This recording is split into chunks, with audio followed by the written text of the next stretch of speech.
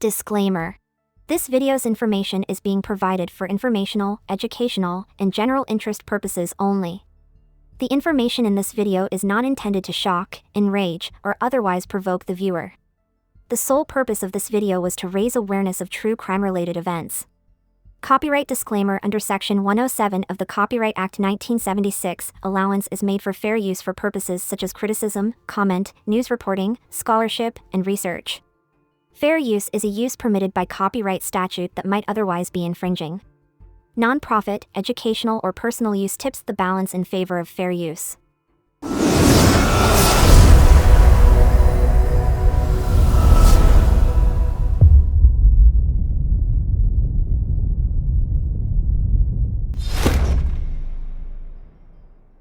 James Michael Skernivitz was born and raised in Cleveland's Slavic Village neighborhood.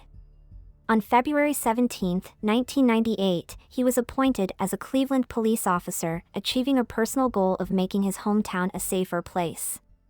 He served in the 2nd, 3rd, and 4th districts after graduating from the police academy, and was assigned to the gang unit in 2013. He was a proud member of the Police Honor Guard and funeral detail. On September 2, 2020, he was sworn in as a member of the FBI's Violent Crime Task Force and was to be a part of Operation Legend, a federal law enforcement effort taking place in cities across the country.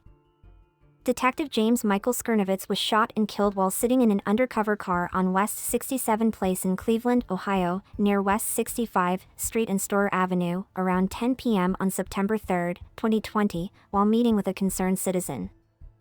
Detective James Michael Skernivitz was a beloved husband to Kristen Kilberg, a loving father to Matthew Kalecki, Bailey Skernivitz, and Peyton Skernivitz, a son of Sandra Skernivitz and his late father, James Skernivitz, Greg Skernivitz's brother. He was the son-in-law of George and Marcia Kilberg and the brother-in-law of Jackie Thompson, George Kilberg, Stacy Zahuranek, and David Kilberg. He was also an uncle, a cousin, and a friend to many people. Let us take a moment to remember the men and women who died in the line of duty. Detective James Michael Skernivitz, rest in peace and thank you for your service.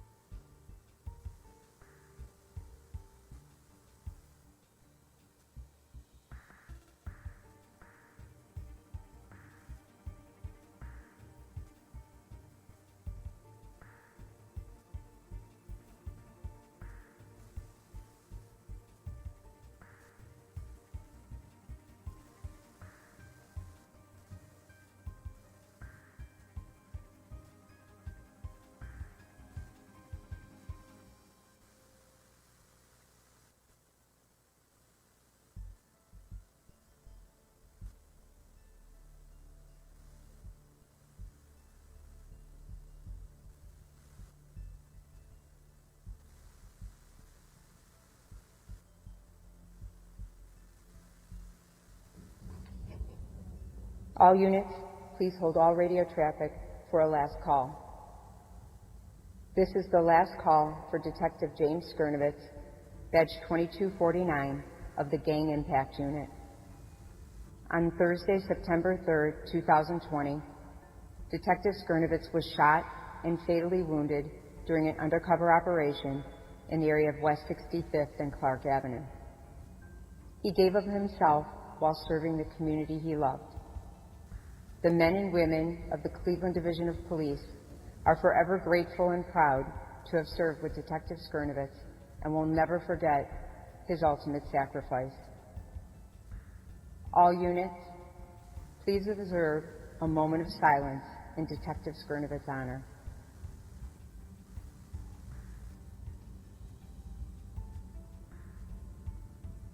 Detective Skernivitz, may you rest in peace, knowing that your strength and courage lives on in your family and that your honor will continue on in all of us. Detective Skernivitz, thank you for your service. Godspeed, sir. Radio to 8867, Gang Impact Unit Detective Skernivitz, you are clear to report off duty. Radio is clear. SYO Skern at 1341 hours.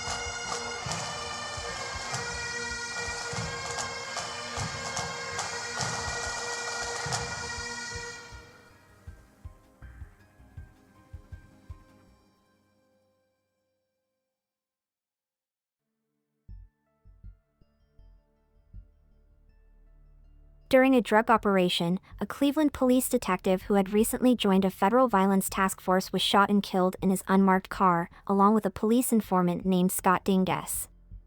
3 people, David McDaniel, Kevin Robinson, and a 15-year-old boy, have been arrested in connection with the shooting that killed Detective James Skernivitz and police informant Scott Dinges. David McDaniel pleaded guilty to the fatal shooting and received a life sentence. After serving 50 years, he will be eligible for parole. McDaniel pleaded guilty to 2 counts of aggravated murder and 2 counts of aggravated robbery on March 16 in exchange for prosecutors agreeing not to seek the death penalty. The man who killed Cleveland Police Detective James Skernivitz and a volunteer informant learned his sentence today. Carmen Blackwell has more for us. 21-year-old David McDaniel was 18 when he and 2 minors shot and killed Cleveland Police Detective James Skernivitz and 50-year-old Scott Dinges, an informant. Every night, I go to sleep in the county jail. thinking about the family that I ruined that night. McDaniel shot the two men to death on West 65th Street in September of 2020. That's where Cleveland police say McDaniel and two minors attempted to rob them as they sat in a police car. On March 16th, McDaniel pleaded guilty to 2 counts of aggravated murder and 2 counts of aggravated robbery. Today in court, McDaniel was sentenced to life in prison without the eligibility of parole for 50 years. Family's absolutely devastated.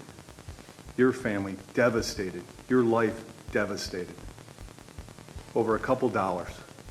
I hope that every day you think about how I, the daughter of the individual you murdered, showed you the mercy that you did not show my dad, Detective James Skernivitz. Emotional after learning his fate, McDaniel's final remarks to the court and families of the victims. No, nobody deserves to die. Nobody deserves to live anymore. But I want everybody to know that I sincerely apologize. Again, McDaniel has been held in Cuyahoga County Jail since his arrest on a $3 million bond. And now that he's been sentenced to life in prison, McDaniel's first eligibility of parole will be in 50 years. By that time, McDaniel will be 71 years old, Christy. All right, Carmen Blackwell, we appreciate it. Thank you. Members of Skernivitz family addressed McDaniel directly in the courtroom of Cuyahoga County Common Pleas Court Judge Michael Shaughnessy. Bailey Skernivitz, Skernivitz's daughter, told McDaniel about the impact her father's death has had on her. I will not get the chance to see my dad again, to hug him one last time, to laugh with him one last time, to fight with him one last time, to hear him call me Bird one last time, to tell him that I love him one last time, or to say goodbye to him one last time. My dad was supposed to see me graduate college. My dad was supposed to celebrate my brother's 21st birthday with him. My dad was supposed to be here. He will never see me or my brothers get married. My dad will never get to meet his grandchildren who may exist one day. He will never get to grow old with my mom. My dad will never get to live out the life that he worked incredibly hard for, and that is because of you, David McDaniel, she said. She also spoke out against prosecutors pursuing the death penalty. Not because you deserve it, but because I don't see how playing a role in ending your life will make me any better than you, she said. The next time we see each other, it will be at your first parole hearing. For the next 50 years, while you await for parole eligibility, I hope that every day you think about how I, the daughter of the individual that you murdered, showed you the mercy that you did not show my dad. Kristen Skernivitz, the detective's wife, also addressed McDaniel directly. I miss Jim when I wake up and his arms are not around me, when I'm brushing my teeth and Jim's not there doing the same, when I leave for work and Jim's not there to kiss goodbye, she said. She said she would no longer waste time thinking about McDaniel. You see, David, Jim meant a lot to a lot of people. To me, he was everything. He meant everything to his family and everything to his friends. You're nothing more than a piece of shit. McDaniel also spoke to the family. He apologized for his actions on the night of September 3, 2020. Every night before I go to bed, I pray that it hadn't happened. I wish I could change it, but I can't, McDaniel explained. I just want both of the victims' families to know that I sincerely apologize. He stated that he is not a bad person, but that he made a poor decision. Finally, Judge Shaughnessy upheld the plea agreement.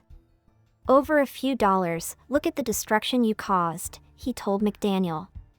I'm sorry for all of your losses, and I'm also sorry for the McDaniel family. When McDaniel is eligible for parole, he will be in his 70s.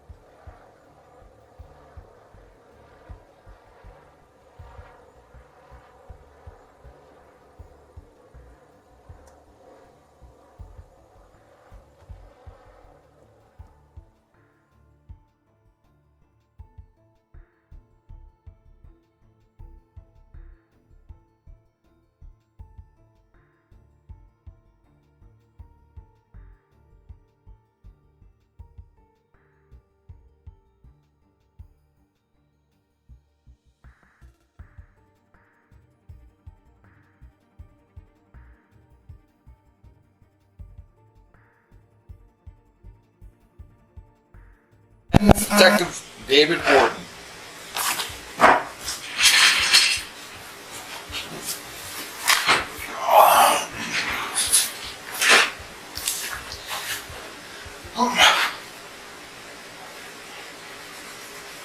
Bradley Cremens. Cremans. How old are you? Just turned 21. Just 21. What's your birthday? 12/28/99. Where do you live at? Well, I guess 105th or what? What's the address of it? I think 1227 West 105th. How about 2027? Oh yeah, that's what it is. 2027. West 105th? Mm-hmm. That single house? Yeah. What's your phone number? I don't have a phone number. You have a phone that I took? No, it's not on. It's not on? It's just like a hotspot? Yeah. Whose number did you call Detective Diaz? The house phone number. What's that, 938? I don't honestly know it. I have to look it up. I was asking them if I could write down the number before I came here, and they said they'll talk to me about it. 938-7838.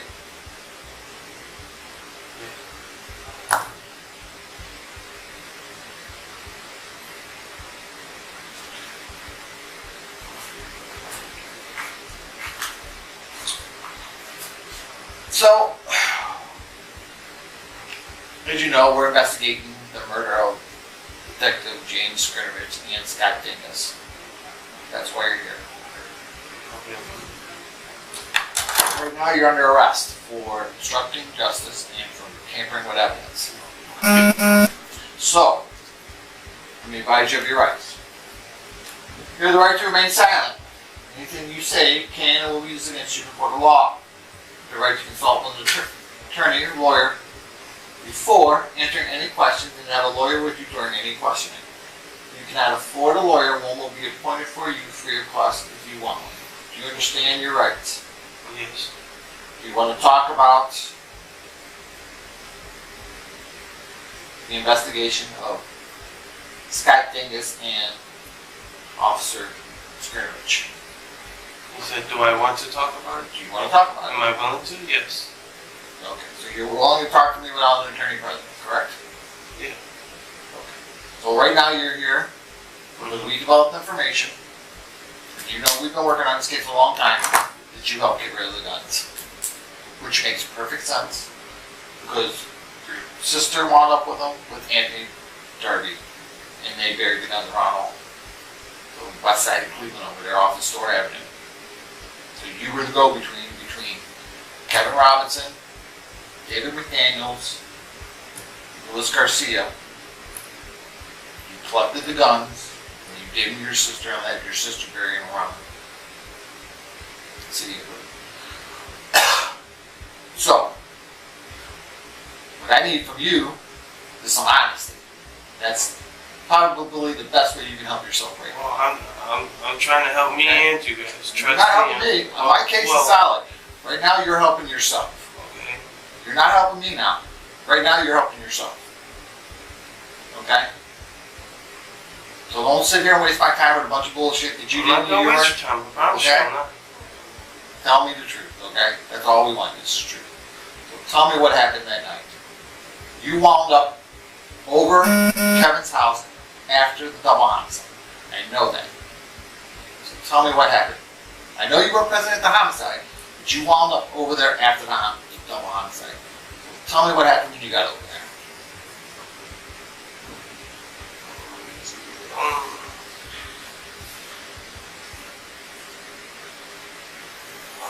The best way for you to do it is to be honest. Well, obviously, I'm being honest with you. I don't want to be in jail. I shouldn't be in jail for somebody else's doing. Obviously, you know. But you understand you're here because you helped get rid of the guns. See, you're gonna say that, and if I tell you no, I don't know if you're gonna believe me or I'm incriminating myself or something. So that's why I just left it alone. Tell me what you know. I know you were over at their house after the double homicide. You were there with David McDaniels, Kevin Robinson, and Louis Garcia. So So what happened when you got over the house? David. David McDaniels is the black kid. Oh. The stocking black kid. You don't know his name? Okay. I didn't know his name. He was there.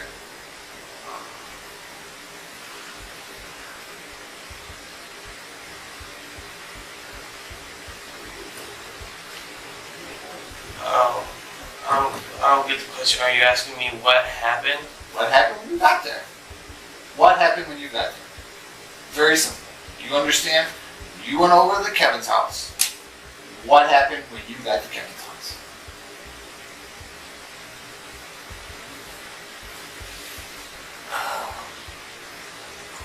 I want to help you, but I feel like you're trapping me. You're trying to get me. Wait. Let's get away from that. Okay. You're not helping me. I know what happened. You are helping yourself by telling the truth. You can stonewall me and try to give me some bullshit. No, I'm not. You know they were there. I know they were there. And I know you were there. What? Oh, I wasn't. I was talking about at the scene. You were not at the murder. I just not told at the you. scene. I know you were not at the murder scene. I know you were not at the murder scene. But I know you were at Kevin's house right after the double murder that they committed.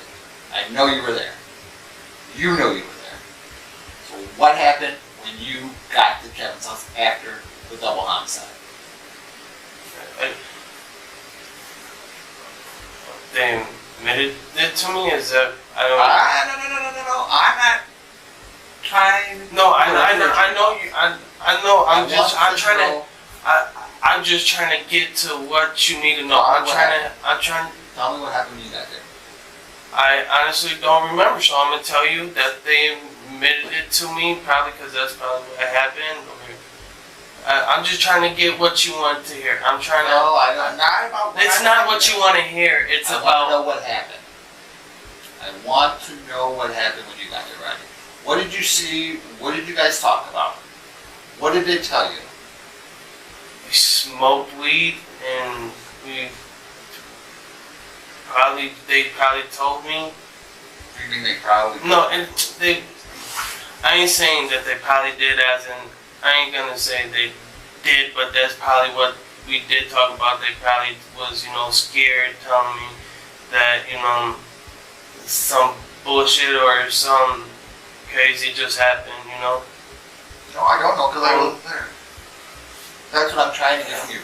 What did you guys talk about? I know you went there after they committed the double homicide. I know you were there. You know you were there. You just admitted you were there. What happened when you went over there and saw Kevin Robinson, David McDaniels, and Louis Garcia in the house? What happened? We sat there like a normal day. I mean, I don't know what to tell you. I don't even remember if I was really there or not. But I want to know the truth, right? That's what I am telling you the truth. I do not want to be in jail. I promise you 100%.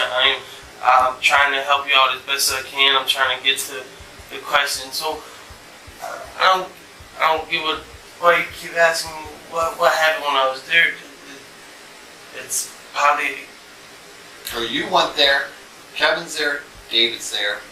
Louis is there. Okay. And you're there. You show up there. And Louis's sister shows up there. And Louis's sister is with her boyfriend.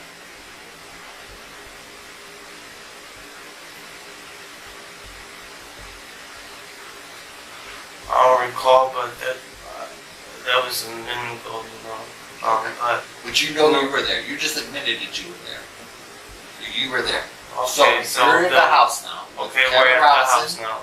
David McDaniels and Louis Garcia.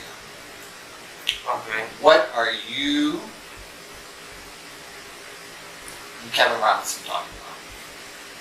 What are me and Kevin talking about? What are you and Kevin talking about? What are you and Kevin talking about? They just committed this double homicide.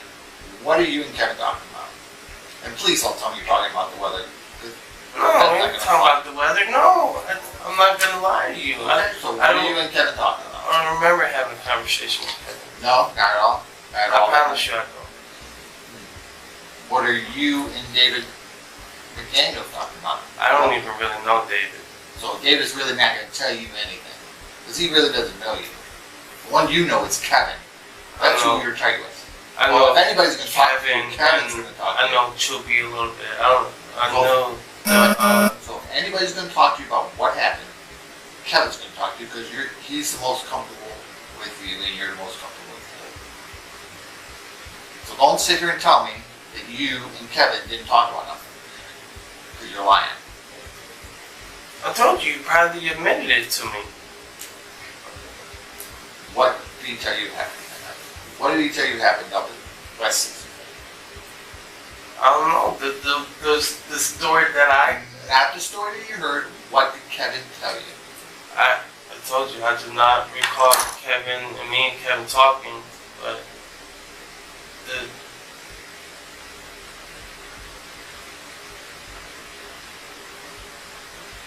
supposedly they went up there to like go get like some weed or something, and I guess the black guy or what's his name? David McDaniels. David McDaniels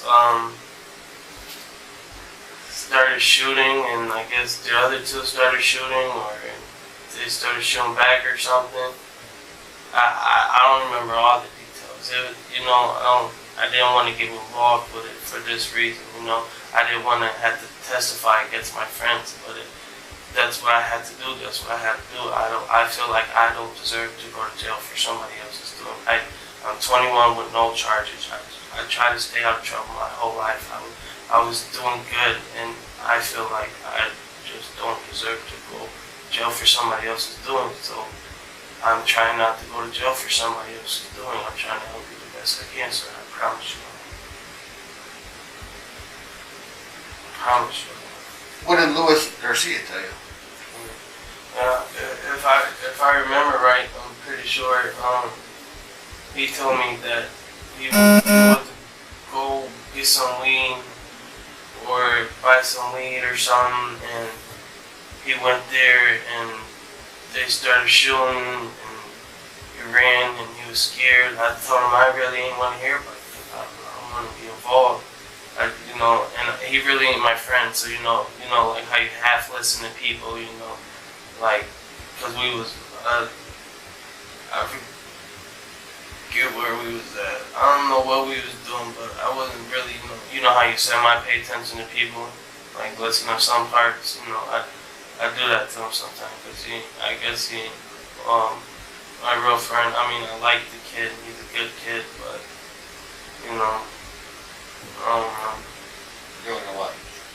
I don't know how to feel about him. Sometimes he acts different, I'm saying like as a friendship, that has nothing to do with it. I'm just saying sometimes, he gets around different people and, starts acting different, starts acting weird, starts being funny and stuff.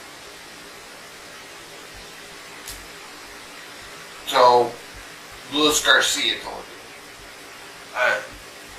that they started shooting. Who would be they? I guess now Kevin and what's his name, David? I didn't know that Kevin and David was there at first. I really wasn't paying attention to everybody, Where? You're at Kevin's house. At Kevin. You're at Kevin's house having this conversation. You don't know Kevin's there? No, I knew Kevin was there. And then what happens when you see that the officer and Sky Fingers were killed and it's on the news on the TV and you're watching? What's the conversation then? I don't watch it. Remember, you're very selective. I Some don't things know. you remember and some things you don't remember. Why is that? It was a while ago. I honestly, for real, forgot all about it until you guys called me. You guys, last time I came here, man, it took me forever, to fall back to sleep. It was terrible. I don't enjoy it at all. I don't like being here. I'm just waiting for him. I'm trying to help you all out the best I can. You guys know the story. I told you guys the story. They told you the story. I'm just wondering what you guys trying to get. I'm trying to get anything but the truth. That's I'm why trying to find out if you're going to be honest or you're going to keep continuing the life. I'm not lying to you. See, this is right. This is I why. know that you collected the guns from David, Kevin, and Lewis after the homicide, and you put them in a box. No. You kept Lewis's gun, but the other two guns you gave your sister, Brittany, and Anthony, and they got rid of them. They buried them in rocks. Who's Anthony? Anthony Darby. I don't know what your street name for him is, but that's who's indicted on it. Antonio? Antonio Darby. Yeah, Brittany and Antonio. They're indicted for getting rid of the guns. I know Brittany was in trouble for And being Antonio. And Antonio? You gave your sister the guns. You took them from Kevin, David, and Lewis. You kept Lewis's gun. No, I'm pretty sure the Brittany took them from Kevin. Gave them to Brittany. I gave them to Brittany. You gave them to Brittany. I did not give them to Brittany. You took the guns from Kevin, David, and Lewis that night. So I took all three of their guns. So you could get rid of them. And so I could get rid of them. That's what you're saying? Yes. You knew that they were used in the double homicide. But you took Lewis's gun out of the mix because you knew he didn't shoot. That don't even make sense. It doesn't make sense what you're trying to fucking sell to me right now, dude. But you're trying to sell it. I'm trying to help you out. You ain't helping me out like that. I'm sorry I keep saying that. No, I'm sitting in jail, don't want to be in jail. You're going to be going to jail from here to the county. Yeah. You're going to wind up in front of the judge tomorrow or the next day. They're going to set the bond on you, and if you make bond, you get out. If not, you're going to sit in jail. You may be sitting in jail will help jar your memory. Oh, I'm in sit in jail, sir. That's what I'm trying to explain to you. Well, so what do you need my help with? What do you not your help, not your help. What information? That's what I need. The truth. That's what I need. I need you to stop playing these games with me. Tell me you don't remember. Have a selective memory. Tell me what happened. And you got over Kevin Robinson's house after the double homicide. See, that's why can't you just believe me that I don't remember? I went there. They probably told me that they just did it. I honestly do not remember. This was how long ago? 6 months. 6 months, a half a year. Kevin, on September 3rd, 2020. This is probably a pretty significant event in your life, so I'm guessing that your recollection is probably a little better. It's not as how's it in my life when it has nothing to do with me? Because your friends were involved in a double homicide, and one of those people dead is a Cleveland police officer. That's a pretty significant event. I'm sure if you went down on the street there and asked them if they knew anything about a police officer that got killed last year, probably 2/3 of the people you talked to said, yeah, I remember that being on the news. It's a significant event. Yeah, you remember being on the news, but I'm saying, like, I ain't talked to him about it. I told you I do not want to be involved with it. I told more of the story. What are we trying to? Yeah, we ain't gonna get anyway. No, I'm not saying it like that. I'm trying to help me out. I want to know the truth. That's what I want to know. I want to know the truth. I want to know what happened that night when you were. They did it. What do you mean? Let's do this again. Okay. Kevin Robinson, David McDaniel, Luis Garcia shot Scott Dingus, Officer Skernivitz. It's all caught on video. It's all caught on video, them doing it, them running away, them running up towards Denison, going down Denison, running down 60th, crossing through the backyards, going right into Kevin Robinson's house. You go to Kevin Robinson's house like he is the one on second happens. You're there. What is the conversation between between you, Kevin Robinson, right after this? Or does Kevin Robinson tell you directly? I remember Kevin telling me something. I told you I remember Chubby telling me something. Or Lewis. You don't remember your conversation with Kevin Robinson? No, I don't remember my conversation with Kevin. I remember my conversation with Lewis Garcia. Yes. And the conversation you had with Lewis Garcia was what?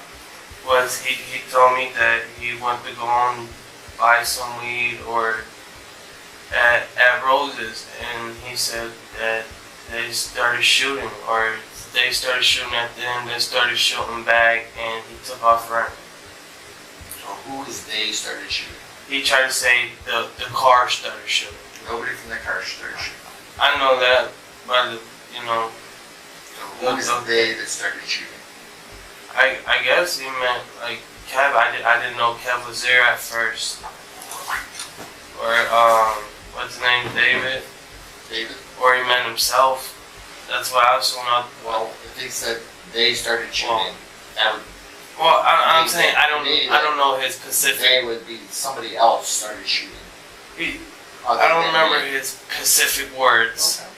But basically, moral of the story is that he said that somebody was shooting. He went there to go and buy weed. He told me he was scared. I told him I didn't really want to hear about it. You know, I think I might have been walking him home, or we was walking somewhere down the street smoking. I'm pretty sure. Where was we? So Kevin didn't say anything to you about they were going up to West 65th to jack some dude for a Glock 43 that he had set up some meeting with some guy on IG, Instagram? You said he When Kevin did not say to you that he, Kevin Robinson, David McDaniel, and Lewis Garcia were going up to West 65th Roses to rob somebody, hit a lick, jack somebody for a gun that they had set up with this meet with on somebody on Instagram. They were allegedly going to buy it, but instead that they were just going to jack it for it or take it from him, rob him for it. So Kevin Robinson didn't say anything to you about that. So you're asking if Kevin told me that he planned to go up there and rob somebody? That he planned to go up there and rob somebody? Kevin didn't tell you that. I don't know. I thought they was gonna go up there for weed. I don't know if they was gonna rob the dude or pay for it. No, he said that he was going up there for a gun, and he told me. I'm asking you. I know the answers to these questions. I'm not asking you whether you know this and whether you're being. I'm judging whether you're being honest or not. Well, if I'm being honest or not, you're gonna believe what you want to believe, or you know what you know, or. I've been doing this a long time. Yeah, I know. Well, I don't know. I get a pretty good feel for when somebody's trying to bullshit me, or when somebody's trying to tell me the truth. Somebody's being honest. Right now, I got the feeling you're trying to bullshit. Man, I'm trying to help you. I'm trying to help me out, man. I want to be here, man. I understand. I don't deserve it. You got yourself all mixed up in this. How? Because I'm acquaintance with people that made a mistake? I told you why. Because you got the guns from those three guys. Man, how many times I tell you no, you're still not going to believe me? Well, you can stick with the lie you're trying to sell, and then we'll just play this out in court, and somewhere down the road, your memory may come back to you, and you may have a change of heart about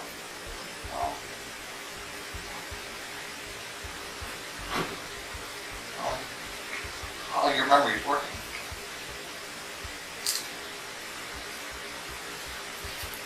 Right now, all you're doing is digging yourself a bigger hole. You know, I need some water. Think about that for a minute. I need to get some water. You want anything else besides the water? I'm not able to smoke a cigarette. Let me see if I can find one for you. Here, hold on to that. put a little water in there so you don't burn the cup, okay?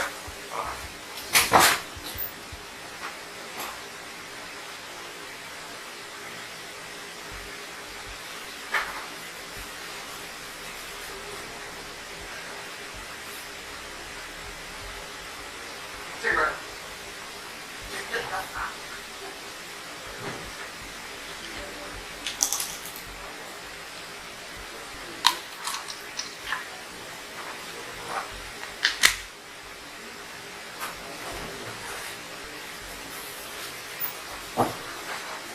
Hopefully this will calm your nerves, make your memory a little clearer, okay?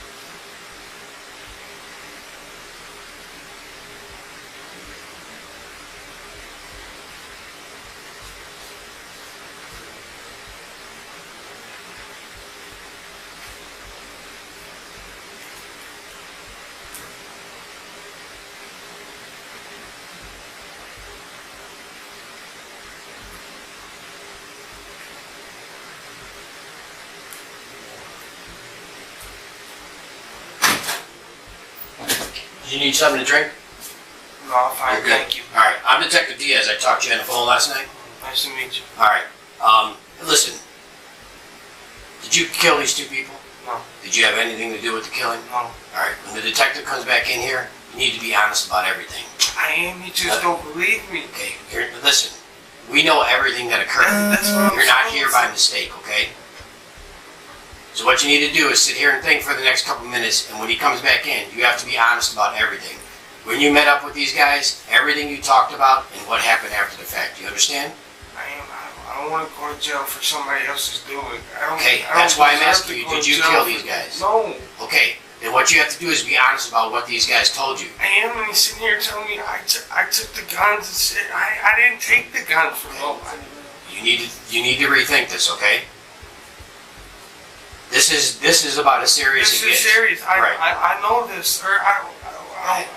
Okay, Rodney, you know exactly what happened that night. You know everything that was said. This is not something you're going to forget. This has probably been weighing on you since this happened. It was for a little bit, but then I forgot about it to recently. Okay, well, you need to sit here and think about this, and you need to be honest when he comes back in the room. You understand? Yeah. Okay. I'm trying to help you guys out. This isn't about helping us out. Help me out or her. We know the truth. I'm trying to get the case solved and everything going so I can be left alone. Like I said, just think about what happened that night and be honest with the detective that's sitting here, okay? You understand?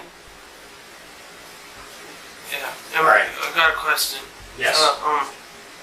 Am I able to get another cigarette? And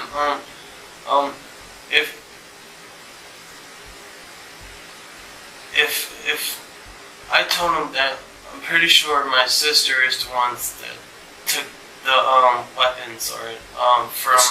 That's where you have to understand. It's not pretty sure. You know exactly what happened. You know everything that happened that night. You remember everything that occurred. Okay, everything you guys talked about. That's what you have to be honest about. Okay? Am I able to get another cigarette? Yes. Thank you.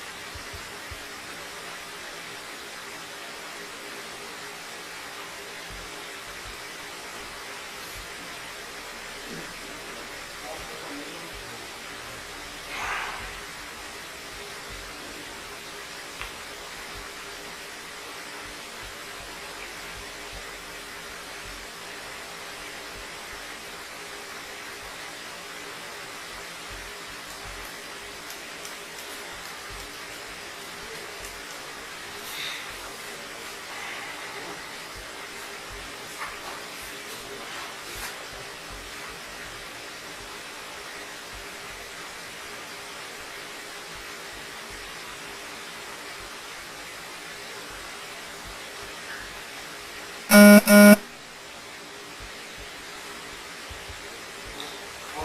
man.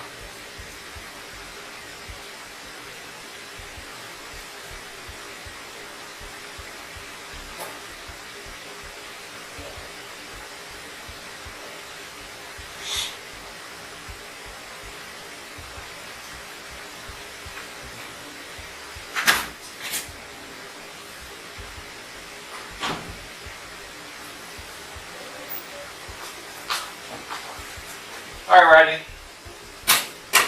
Let's try this again.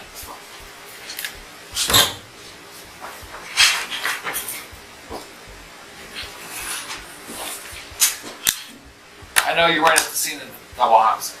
I know that. You were at Kevin's house after they committed. What happened when you got there? No matter what I tell you, you're not gonna believe me. I honestly, really, 100% do not recall having a conversation with Kevin. You keep asking me. You can't even tell me what you told the other detectives when they interviewed you 6 months ago. What do you mean? It's all on tape. I know it's on tape. I just... You can't even remember what you told the detectives 6 months ago, which means you were fucking lying. The truth is the truth always, the same. You remember it the same. When you make up fucking lies, you don't remember the fucking lies you told.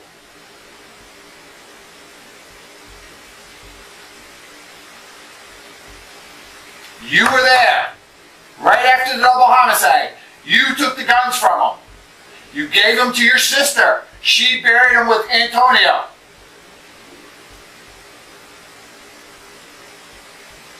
Tell the fucking truth.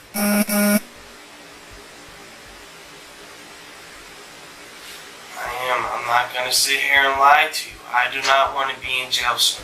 You're going to be in jail. You're going from here to the county jail. I understand that. If you start telling the fucking truth when it comes time for this to go to court, and it will, the county prosecutor is less likely to deal with you if you're not completely honest. So what are you asking? I want to know what the conversation was when you got to Kevin's house. So you're saying after the fact of After the murder, yes. A conversation with Kevin. What was the conversation between you and Kevin? What did he tell you happened? What did he tell you happened at Rose's? Lewis told me. Kevin didn't tell you anything. Didn't tell you a fucking thing. They just murdered 2 people at fucking Rose's. Kevin's not that hard. No. And you're not that hard. I'm not. And you're telling me he didn't say a fucking thing to you when he got home about what happened up at Rose's. You're fucking full of shit. He can't keep that kind of fucking bullshit secret. He's not that hard, and neither are you. I'm not that type of person. I know. So what did he fucking tell you happened up at Rose's? Why can't you just believe me? Because I don't. Because he ain't that hard. Kevin is not that hard. There's no fucking way that he kept a secret that he shot, him and David McDaniel shot 2 people up at Rose's. And then you watched it on TV and saw that it was a policeman. There's no fucking way I believe that. None. And nobody in their right fucking mind who watches this afterwards is going to believe that. No jury in Cuyahoga County is going to believe that. No judge is going to believe that.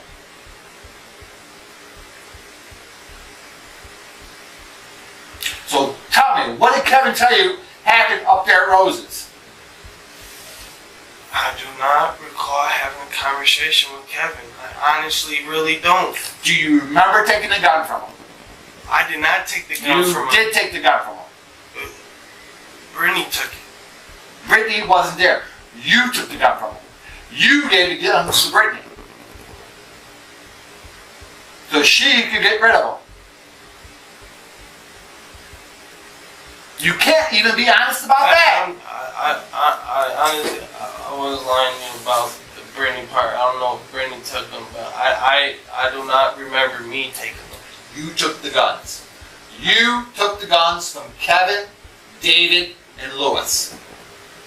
I'm sorry about lying about Brittany taking the guns. I'm nervous. Brittany wasn't even there. You gave them to Brittany afterwards, so she could get rid of them. Be honest about that. I am being. I'm telling you everything that I remember. I am telling you everything that I know. I do not want to be. You seen the last video? I cried like a little bitch because I didn't want to be in jail.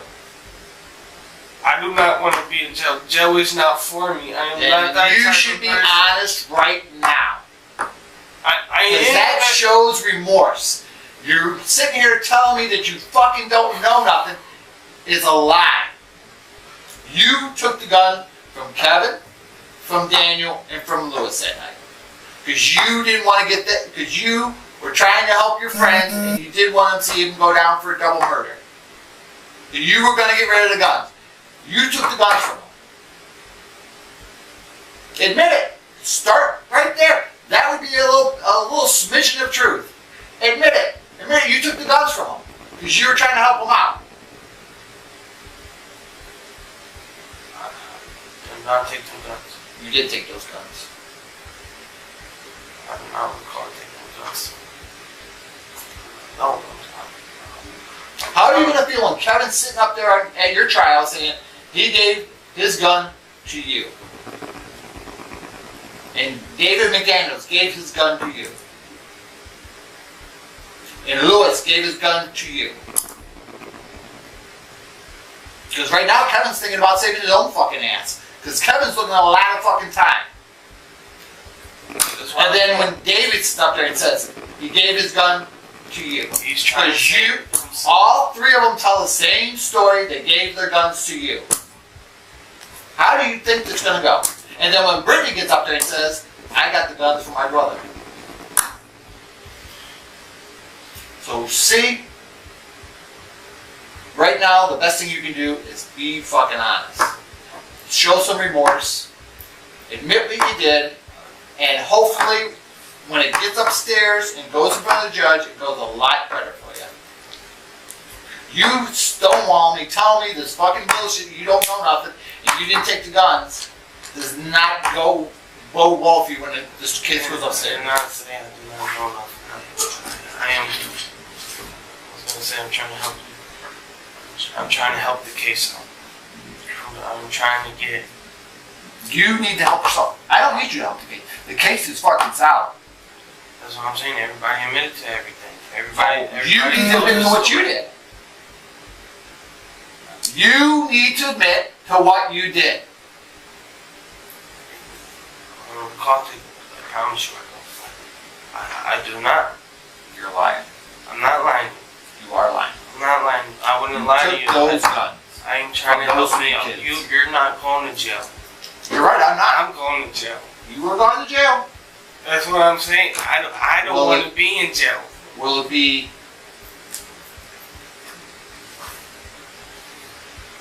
3 years or will it be 1 year?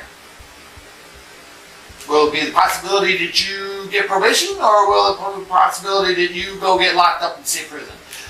A lot of that will be determined on what you say here, and how truthful you are.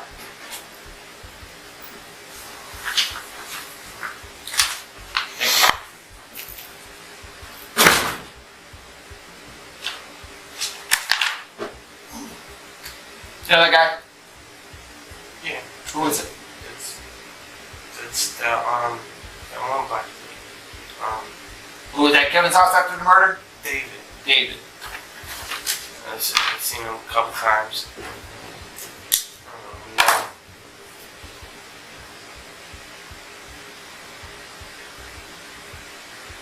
So what's it going to be, Rodney? Are you going to admit to what you did? Or are you going to keep trying to fucking bullshit me and stonewall me? This is all upon you. I know and how honest you are. It affects me. And how it affects you later on down the road. I know that. I don't want to be in jail. Well, then I guess you should start being honest. I am being honest. You're not being honest. You're not being fucking honest. You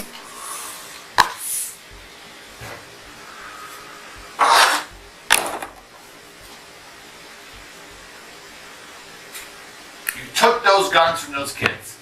Admit it. You took them from those kids?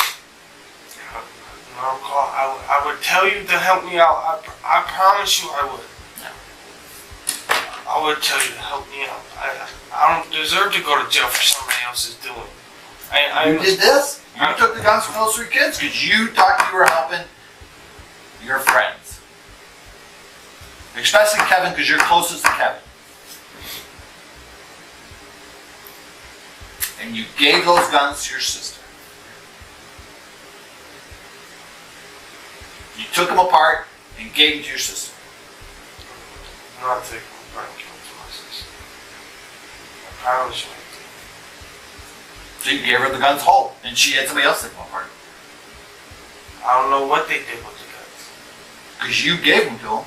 I know what they did. They buried them. Well, well, now I know that, but I'm saying it. At the time when you gave them to her, you didn't know what they did with them. I give it to her. You did give them to her. You did. You took those guns from those kids and you gave them to her. No. You did. You absolutely did. You sitting here telling me no and not being honest is not helping you at all. Nah, it's not. I know it's not helping me, but I am being honest with you. If you don't believe it, I can't do nothing about that. That's up to you what you believe. But I'm trying to help me out. You're not helping yourself. I don't want to sit in jail for. I couldn't even sit in jail the last time for the 72 hours for questioning. Mm-hmm. So, how do you think a year or two is going to be? Terrible. I don't want to do a year or two. I don't want to do 2 days, 30 minutes. I don't want to do no time. To be honest. I am being honest with you. No, you're not.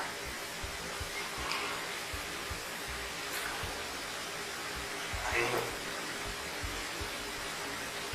Can't even remember the same lie, the lies you told me 6 months ago when you talked to the other two detectives when you told them about Luis Garcia and how you learned about it.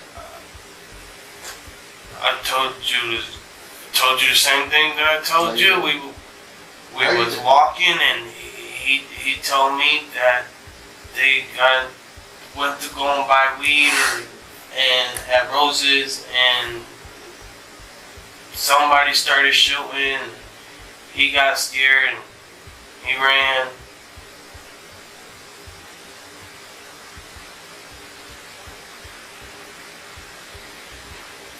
Told you what I knew. Told them what I knew. I am trying to help me out. Like I said, you don't go to jail. You're right, I'm not going to jail. You're going to jail. I go to jail. You got yourself mixed up in it when you took those guns from Kevin, David, and Lewis. And you passed those guns to your sister. That's when you got mixed up in it. Okay. You made a mistake, you had a brain fart. Now we're here. Now you can take responsibility for your brain fart. And get help. And move on with your life. But you continue to fucking lie to me about what happened. And that's not helping you at all. I know it's not helping me, and I'm not lying to you. Tell me the truth. I am. I don't get why you keep trying to like get me to say that I did it. I didn't do it. You took those guns from Kevin, David, and Lewis. Admit it. I didn't. I'm sure I didn't. And you put them in a box. No. And then you gave the gun that David and Kevin had to your sister. Pulled them. Garcia's gun out of it. But you knew that gun wasn't fired. The 380. The 380 that was recovered.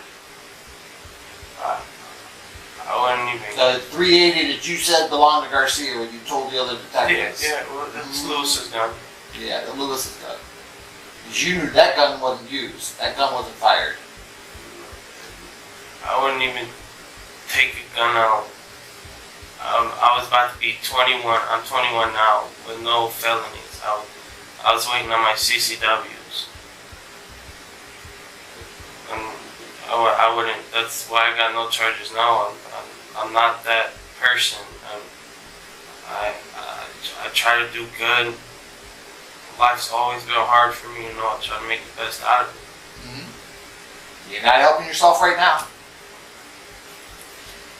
Helping yourself right now would be manning up and admitting that, hey, yeah, I fucked up and I took these guns. That would be helping you. That would be helping you. If I fucked up, I would tell you because this is my first time in trouble. I know there's a such thing as the first timer's offense, and you only get that when you're honest with people, when they feel that you're sincere and that you actually fucked up, made a mistake. And I know that, and I know that's all up to the judges and shit. And if they feel that I'm not sincere or that I'm lying or something, then that they will not give me that. They'll give me the 1 to 3 years, like you said. Right. Or whatever, how many ever. I don't. However many the judge decides. I don't know. I've never been in trouble. I don't. What I'm saying though is I would want to help myself out. And that would start right here, right now, by you admitting you fucked up. You took those guns from those kids. You were trying to help your friend. But now you fucked up. Okay, you're taking ownership of it. You're fucked up. And now you want to move on. You're sitting here telling me you don't recall you did it, you didn't do it. It's not being truthful. I am being truthful. It's not being truthful. And you're not helping yourself. You're just digging a bigger hole.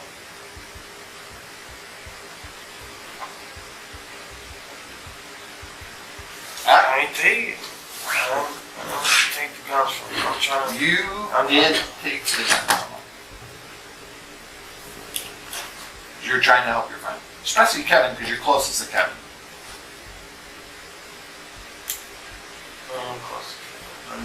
At the end of the day. At the end of the day, Kevin did what wrong. he did. Yeah, Kevin did wrong. Kevin did what he did. David McDaniel did what he did. And Lewis did what he did. But right now, Talking about what I did. what you did. And you took the gun from those guys. You were trying to help your friends. That wouldn't even make sense to help them out on it. Sure it does, because you were close to them. I mean, You get rid of the guns? You didn't know there was going to be video? You didn't know the police were going to swoop down on you? No. You would have hoped this whole thing would have went away. If you got rid of the guns, there's no evidence. No, that's not how that works. It is how that works.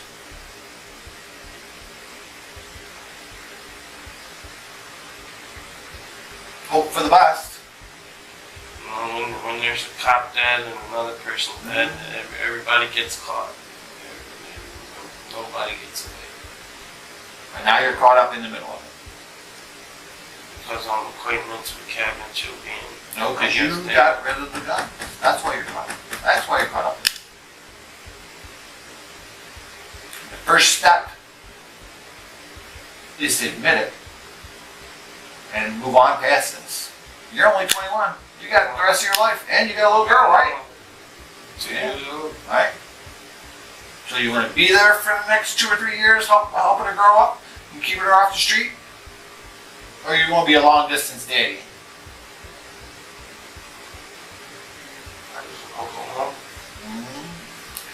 You not telling the truth and not being honest is not helping your case to go home.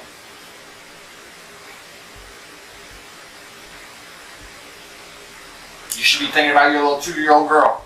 What's going to happen to her? she will be fine regardless. I'm thinking about me. I don't like jail. I don't want to be. I don't like jail either. But you got yourself mixed up in this, and now you're here. Not get myself mixed up. You got yourself mixed up in this. I told you guys what happened. My sister told you what happened. My dad, my uncle. And now you're here. I told you. My whole family tried to help the case out. And now it's come to light that you took the guns from Kevin, David, and Lewis. And the three of them are going to testify against you that they gave you their guns. And it's very convincing evidence. Because they're not really getting anything for their testimony. They did what they did, they're going to take the hit. What's testimony? Testify against you. Oh.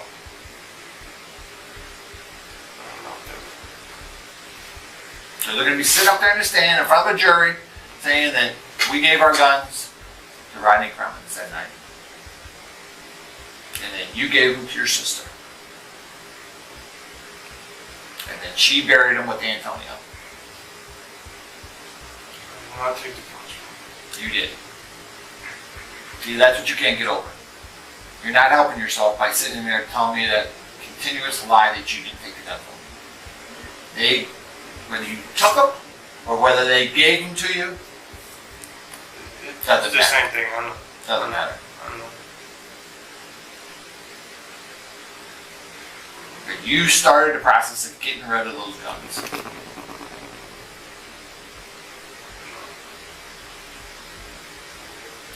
So what they're saying is that I took all three of their guns and gave them Put to them in a my box. sister.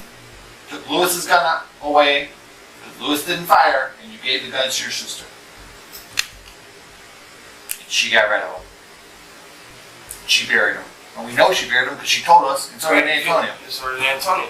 That's what I said. Everybody admitted to everything. You guys know the whole entire story. Kevin told you, David told you, Louis told you, my dad, I told you, I guess But you my left out uncle. You left out big parts. And now we're here at this point, and you're not admitting what you did, which is not helping you.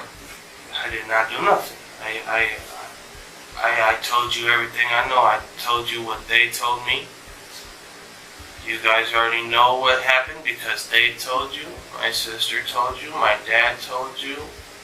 Pretty sure my uncle told you.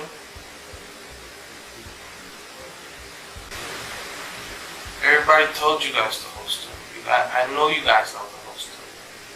So why would I sit here and lie to you if I know 100% everybody is testifying? I will testify. Brittany was going to testify.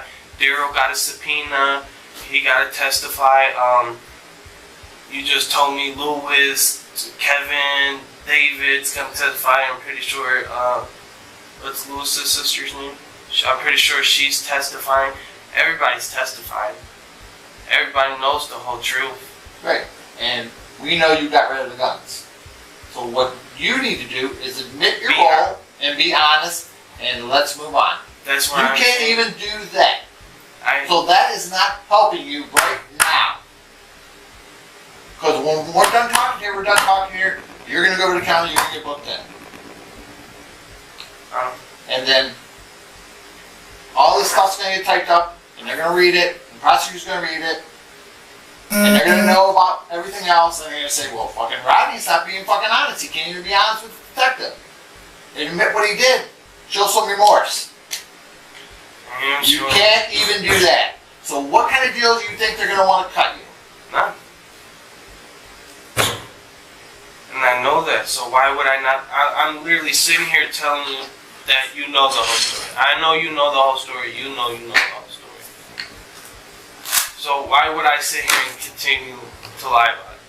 I don't know, because you think you're fucking hurting yourself.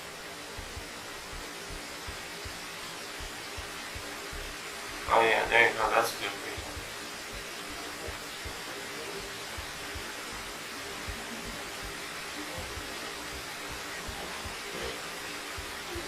Who's got custody of your kids? My I guess you call it baby mother. She just recently went to a homeless shelter. So where's your kid at? She's with her. I just got a job I just got back from Florida. Right. I was waiting to get back from Florida to start the job at this tire shop, auto mechanic shop. Okay. But then I got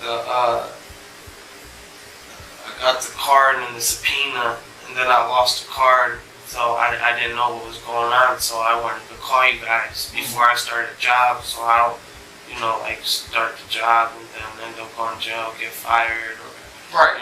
Just So where's your kid? She's with her mom in a homeless shelter. I'm pretty sure. So your kid with her mom, with her mother in a homeless shelter.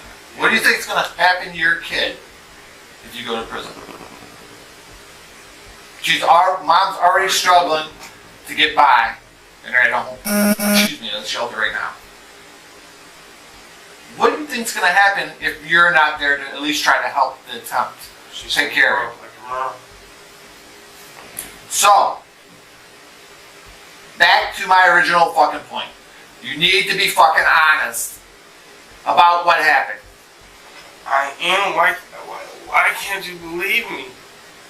Because 10 people told me that you took those guns from those kids, including those 3 kids.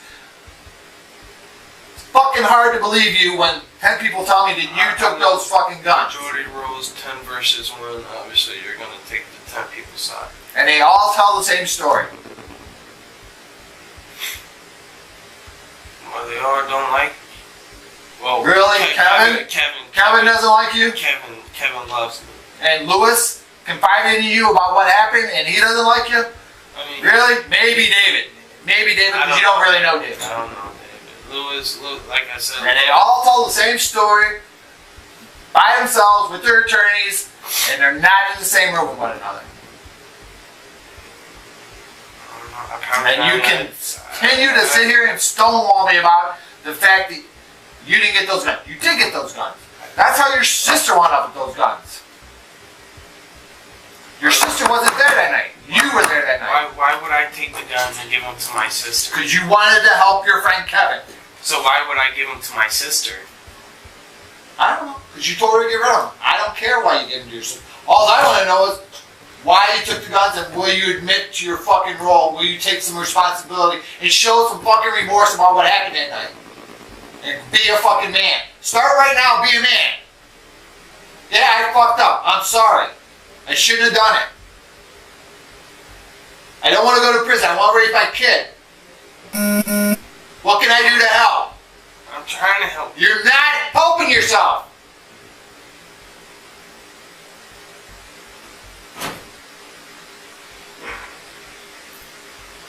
You're digging yourself a bigger fucking hole. Man up. Take responsibility. Think about your kid. Where's your kid going to be? They're already struggling. And you're on the street.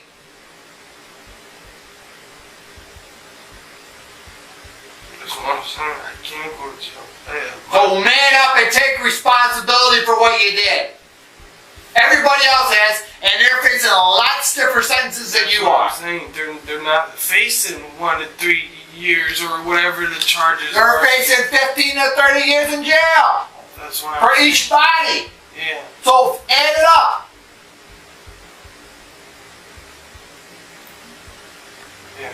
15 and 15 is 30 minimum. If they get higher end, 30 and 30, that's 60 minimum.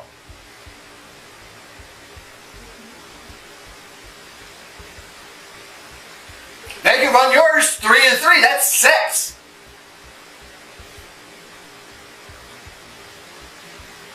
Even 1 and 1, that's 2. That's a long fucking time for somebody who's never been to prison. I know. I don't even like doing 2 days. You don't even like doing 2 days. Man up. Take responsibility.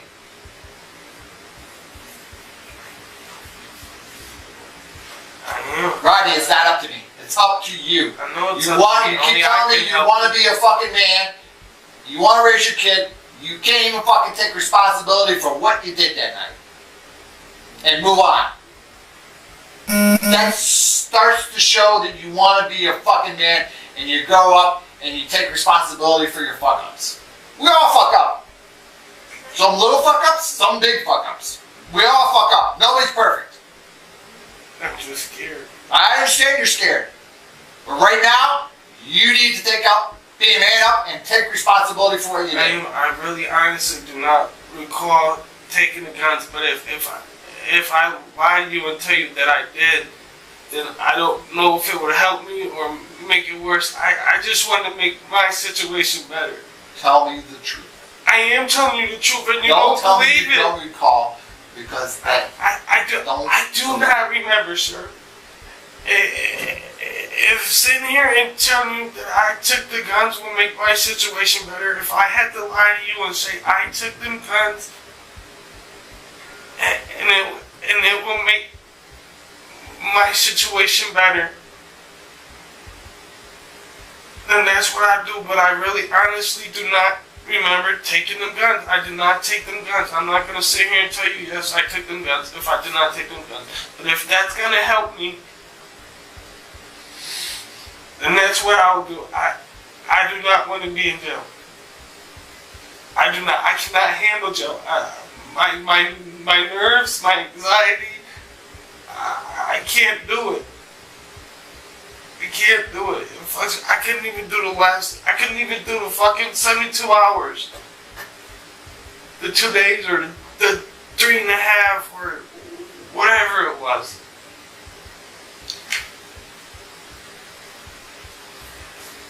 I think all that was the truth. And I'm telling you the truth. I did not You're take it. incapable of telling me the truth. And I'm not incapable of telling the truth. I would tell you the truth. I would not lie to you. I want to help me out. Like we said, you don't go to jail, I go to jail. You know the whole story. Everybody knows the whole story. We done told you the whole story. Everybody knows what happens. Now I know you're just trying to close up the case and get everybody that was involved. It's not only Lewis. It's Kevin and David.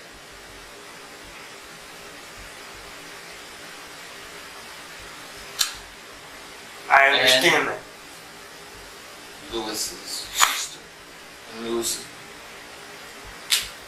sister's boyfriend. It's in there. So all these people tell the same story at different times.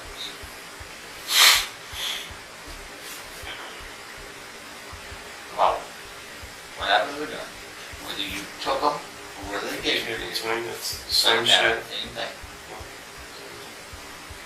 And then you got rid of them. And you don't recall. May have happened. Didn't happen. No. Did not happen. Well, one time you say, I don't recall. Next time it didn't happen. Well, that's what, ain't that what don't recall means? Oh. And then, no, that's not what it means. Don't recall it means I don't remember. Oh, so, I guess. There's a difference between I don't remember My bad, and then. it didn't happen. There's a difference. Well, I guess I've been using that word wrong. My bad. And then your sister's going to get very tough against you, because that's going to be part of her plea. Yeah, I know. That's part of my plea. You ain't got I ain't got no plea yet, because I didn't get charged. You're right here. Right now, you're only arrested. You're arrested on 2 charges: tampering with evidence and obstructing justice. And they're both felonies? They're both felonies. You both have 3s. That you've gotten correct, punishable by 12 to 36 months in jail, which is 1 to 3 years.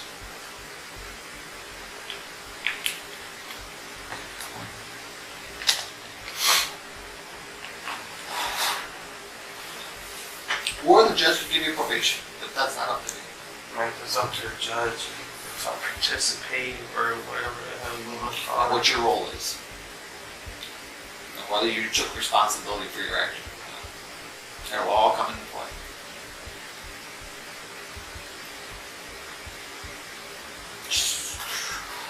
Excuse me for a minute. You gonna use the bathroom or anything? Mom, can I get another cigarette or no? Yes, please and thank you.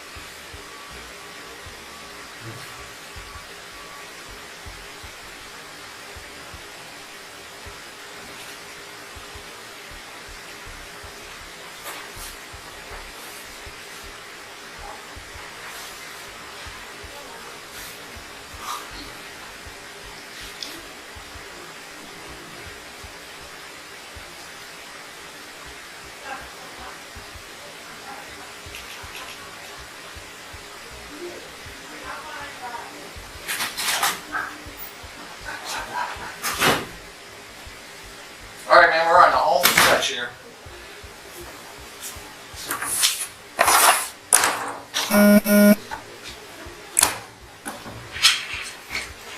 Getting down to the wire. Either you're gonna continue with your lies or you're gonna tell them the truth.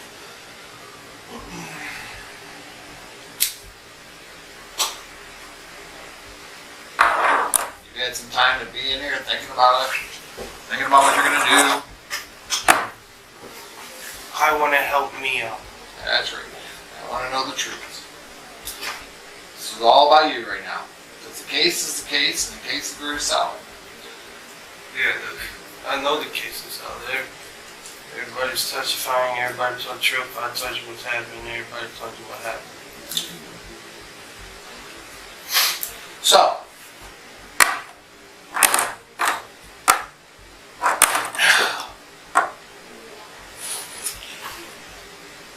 Kevin, David, and Lewis go up to Kmart.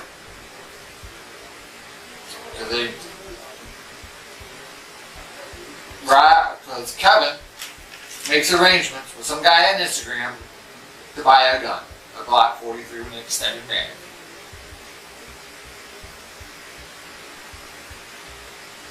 Kevin sets this up.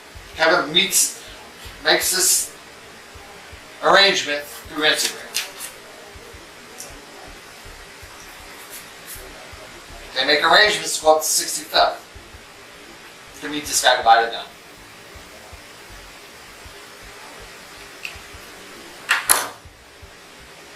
They're going up there.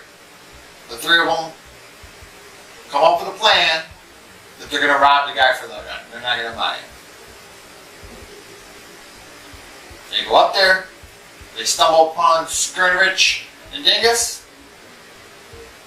They decide that they're going to rob them and they want to shoot and kill them.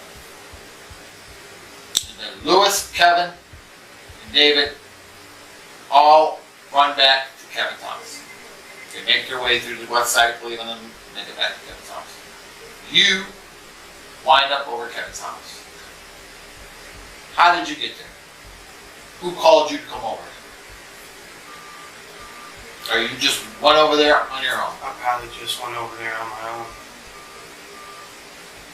So you're there with Kevin, David, and Lewis.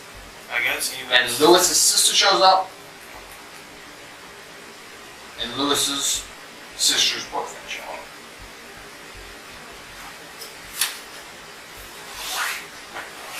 So now all this is going on. These guys are not fucking hard. So I'm sure they're fucking jumping around, nervous, shaking, watching TV to see what the fuck's going on. Hear all the sirens blowing down the store. So everybody's going to find out what happened to Skernivitz. You fucking can't sit here and tell me that you don't have that fucking TV on and you're not watching this thing play by play unfold on TV because you know some fucking bad shit happened up at Rose's. I'm just trying to get what you're trying to get out of me so I can help me out. I want the truth. That's what I'm trying to get out of you, the truth. So now, you guys are all at Kevin's house. You're watching this unfold on TV because this is some fucking bad shit. And those three guys, I'm sure, are fucking all pumped up, hyped, nervous as fuck about what happened up at Rose's.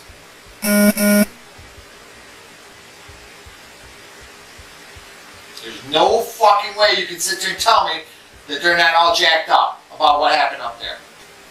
And they're just playing it off like it was another fucking day. no fucking way I believe that. There's no fucking way a jury's gonna believe that. There's no way a fucking judge is gonna believe that. Not one fucking instant are they gonna believe that they're not all jacked up. They're not nervous. They're not pacing fucking rapidly around the house trying to figure out how the fuck they're gonna get out of this. They're running around saying, oh fuck, oh fuck, oh fuck. And you're closest with Kevin. And Kevin ain't that hard. So there's no way I believe that Kevin didn't say something to you about what happened up at Rose's. So tell me, what did Kevin say to you happened up at Rose's? I don't remember having a conversation with him. I remember having a conversation with Lewis. Where did you have this conversation with Lewis? I was walking him somewhere. And where were you walking? I don't remember. I don't know if I was walking him somewhere or we was just walking. And how long after the double homicide were you just walking with Lewis? I don't remember how many days after, or if it was the day of, or I know we was walking somewhere, I was walking him home or something, and he told me about it. He told me that he went to Rose's to go and buy some weed or get some weed, or I forgot what he told me he was going to do. And he told me that he got into a shooting and he was scared. That's why I told you guys the first time I came here, because I didn't want to be involved. I'm trying to get the case going. I want everything to be over so I can continue with life. I just got a job, everything just started going right for me.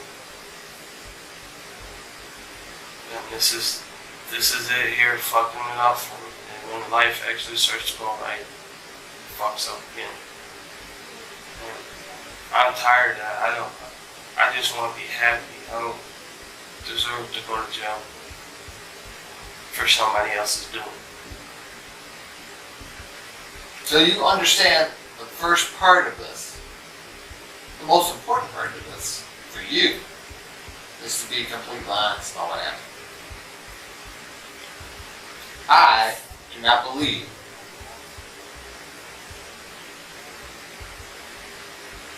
that Kevin, David, and Lewis just committed a double homicide. They're all fucking jacked up.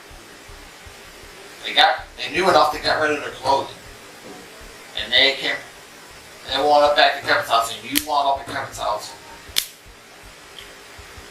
And they didn't say a fucking thing to you about what happened to Lewis. I don't believe it. She'll be told me later on. I don't believe it. They're all jacked up. You're watching it on TV. You're hearing all the police cars screaming down fucking Story Avenue. Shit is going bad. Breaking bad.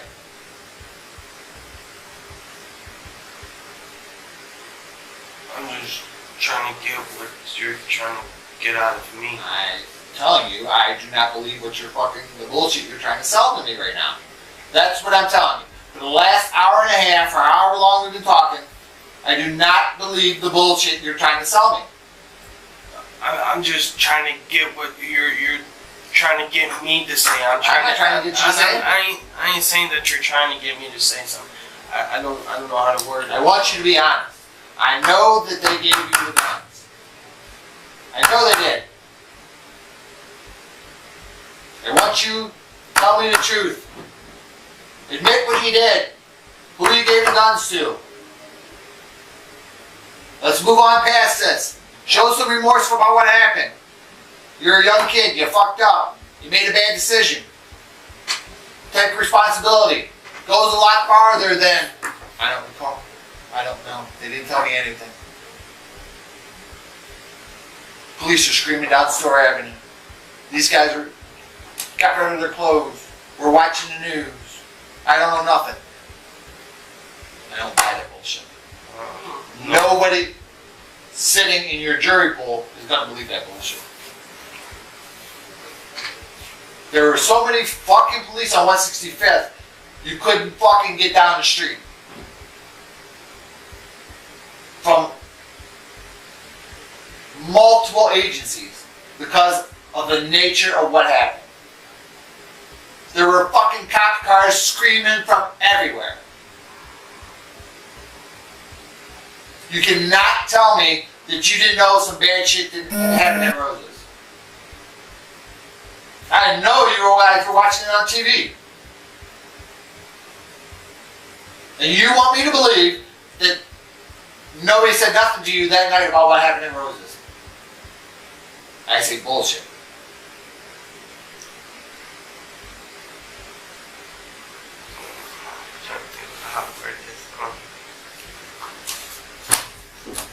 You wanted to try to save your friend, Kevin, who you're real tight with and close to, and you took those guns from him.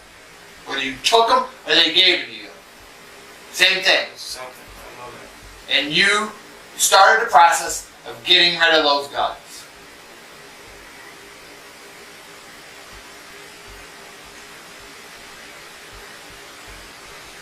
Start off with, obviously Brittany got the same charges as me, right? Or what am I being charged with? Same thing. Same thing as her? Yep. So,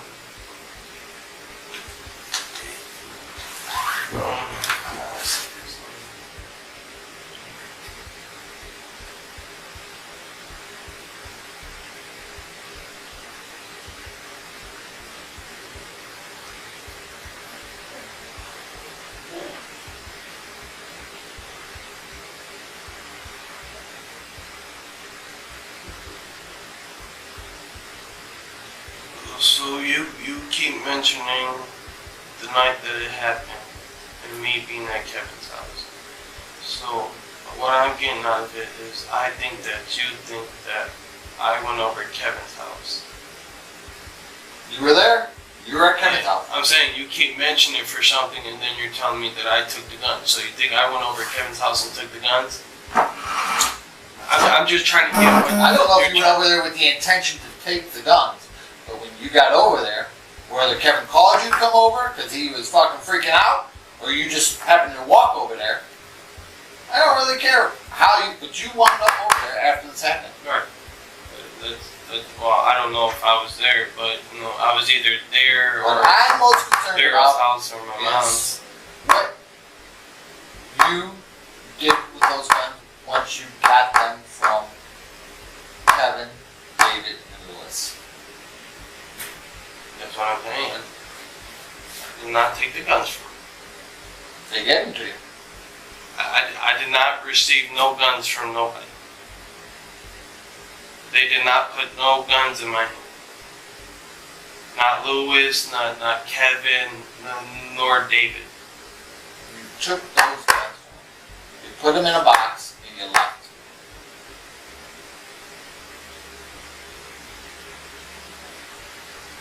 Now, whether you put them in the box or you had them put them in the box, I get what you're saying. I get what you're saying. I did not take them from them. I would not do that. That makes no sense to take a gun from somebody. That was. Sure it does. You were trying to help Kevin. You're trying to help Kevin and protect Kevin. Because you're closest with Kevin. If it was. And the gun, one of those guns, come back to his mother.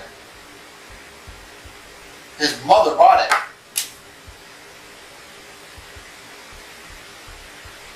His mother bought one of the guns? Yeah.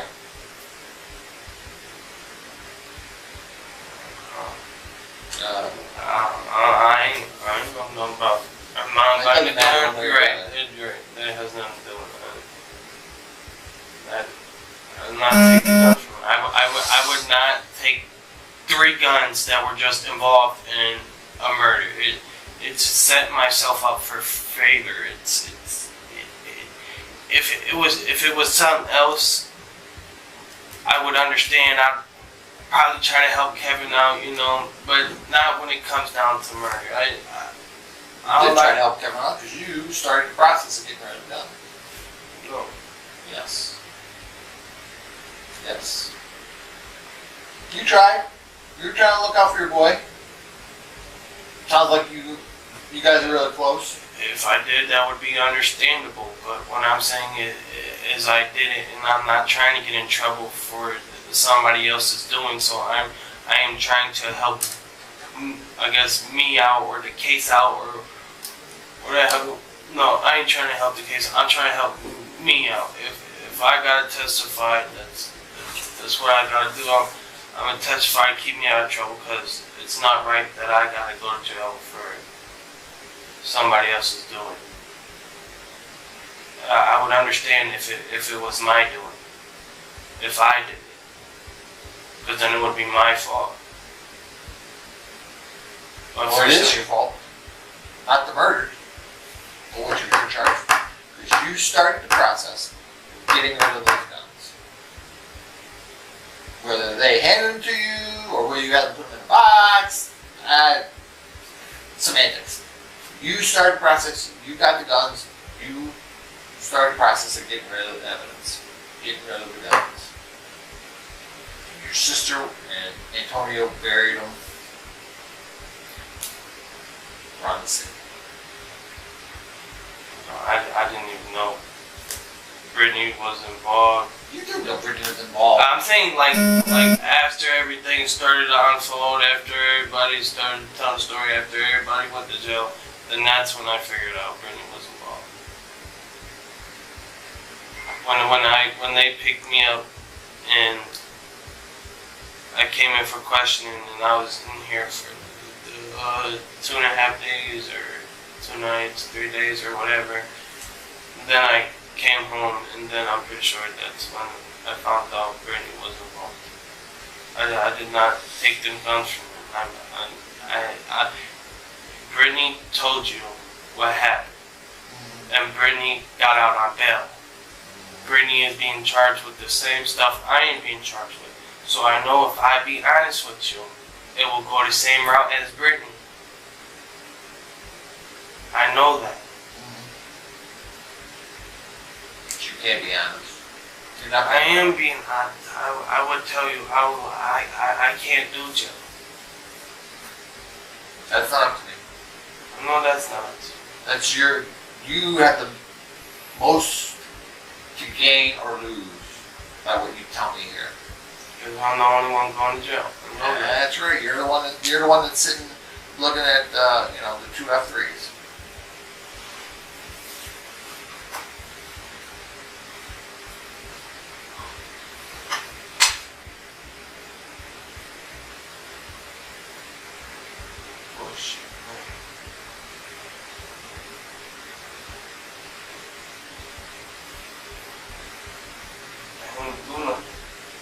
Okay. Well, there's going to be a car coming over here. They're going to take you over to the county and they're going to book you in. Like I said, the next day or two, you're going to be going in front of the judge. And the judge will set bond. If you can make bond, you'll get out. If you can't make bond, you'll sit until your case comes up in front of the judge. I'm going to type this up, give it to the prosecutor, and they'll review it, and they'll make some determination about what should happen. Whether they're going to present the case to the grand jury or not present it to the grand jury, or whether they're going to do it. My guess is they're going to present to the grand jury, and the grand jury will decide what, if any, charges you're going to face. And then you're in front of county judge, and the county judge will say you're fine. That point. And you'll be appointed an attorney. If you can't afford one. So, can you explain it to me? So, tomorrow, I got a subpoena. Excuse me. I got a subpoena for tomorrow. For juvenile court. So they'll wake me up and take If they me need you over at juvenile court, they will wake you up and make sure you get over there. Okay, and then like without the subpoena, what's going on with my charges? Like I said, the next day or two, you're going to appear in front of the city judge, and the city judge is going to set your bond. That's all they're doing is just. That's all they're going to do. You're going to go in there, the public defender or whoever's in there is going to tell you to keep your mouth shut, don't say a word. She or he's going to probably be not guilty for you, and the judge is going to set your bond. You make the bond, you get out. If you don't make the bond, you'll sit.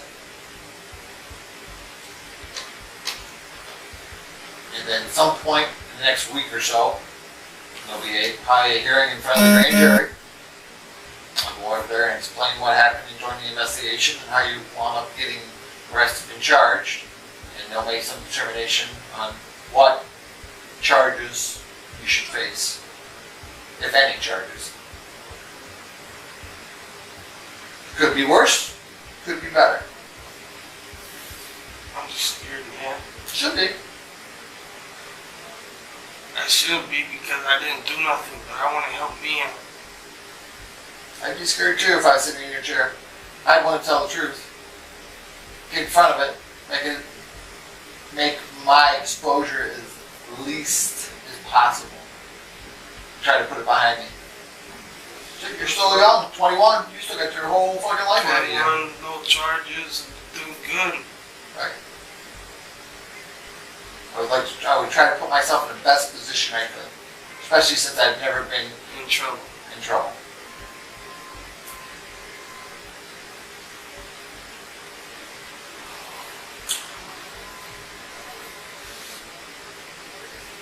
And the first part of that would be taking responsibility for what you did.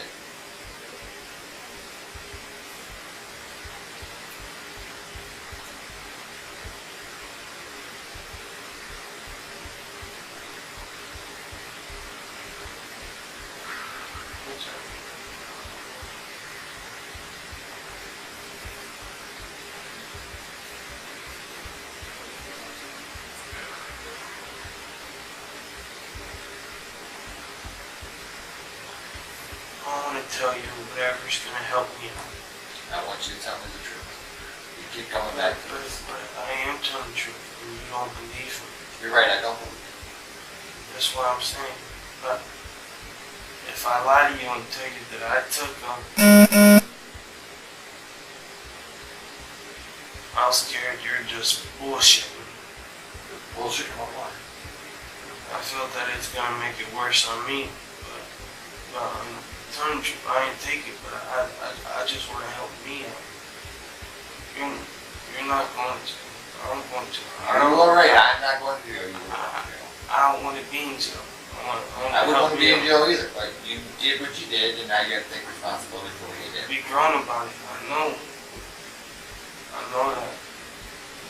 Everybody else took responsibility for their shit, so why can't I, you know? Exactly. That's a good point. Very good point. I understand that, but, you know. And they took responsibility for worse shit than you're taking responsibility for. Yeah.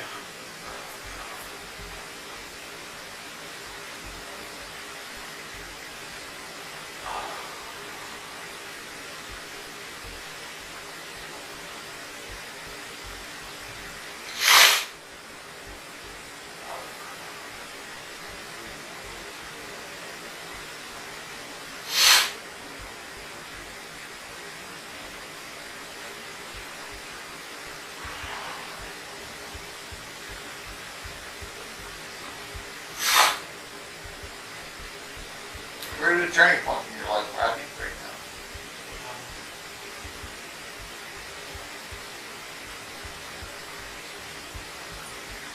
This is fixed. You mean a lot. I understand you're afraid. It is a lot. But being honest goes a long way. I know that. Being honest and taking responsibility goes a long way. Being remorseful goes a long way.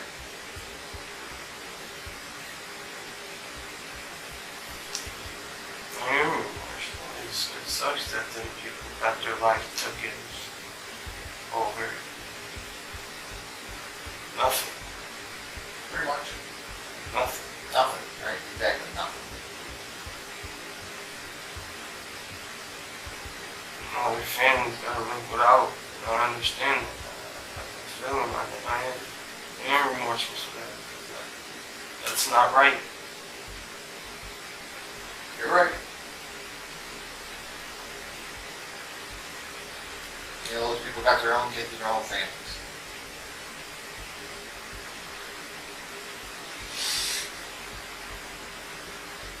You gotta be thinking about your own thing, your own little girl.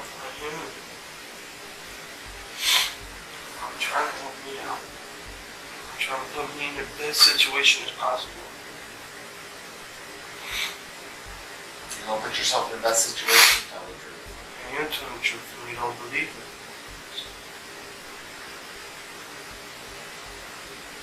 Then other people tell me you got rid of the guns.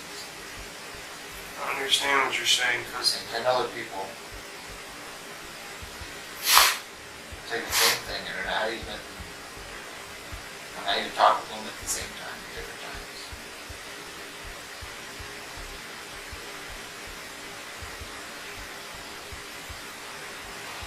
And I know you're there. I know this shit went down.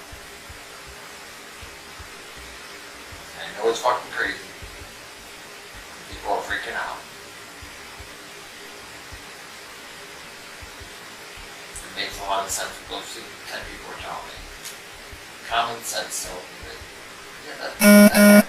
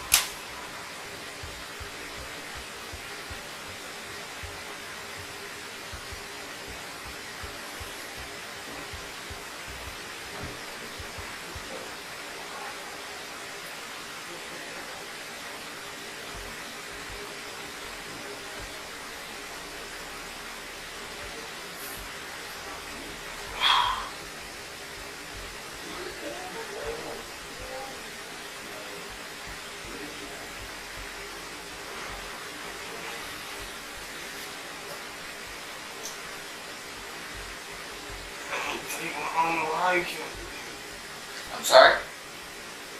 I ain't taking from you.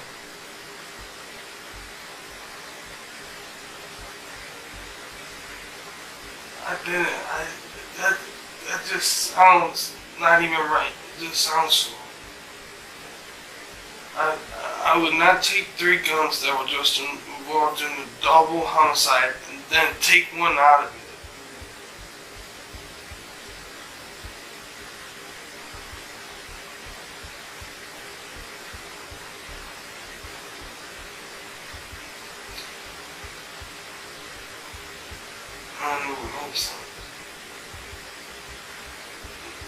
Let me set my own self up for failure.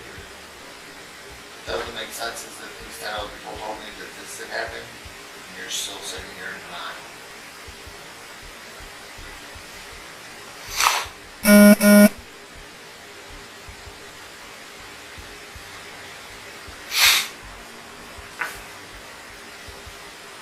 Trevor, I believe him. The other one don't even know me. The other one barely even knows me. Louis don't like me.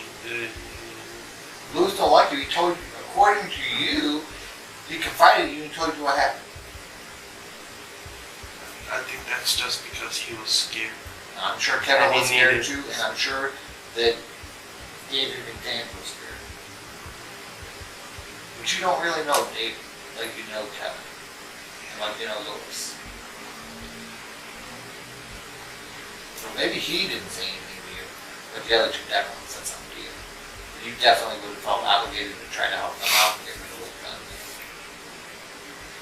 Not in the murder. Yeah. You love Kevin like a brother. I do like Kevin a lot.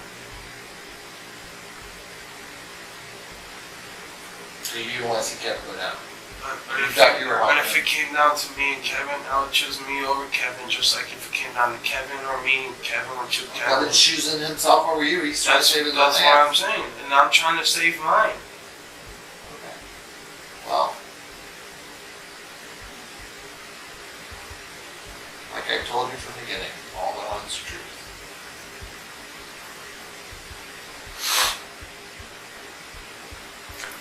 When I talked to 10 people, even more, I said, you first got the guns from me.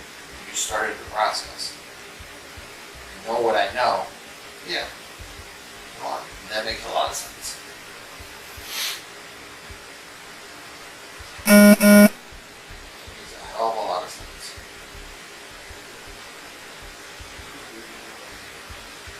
I wouldn't even do it. I'm 21 with no charges. Obviously, I wouldn't even put myself in that predicament. You didn't expect to get caught.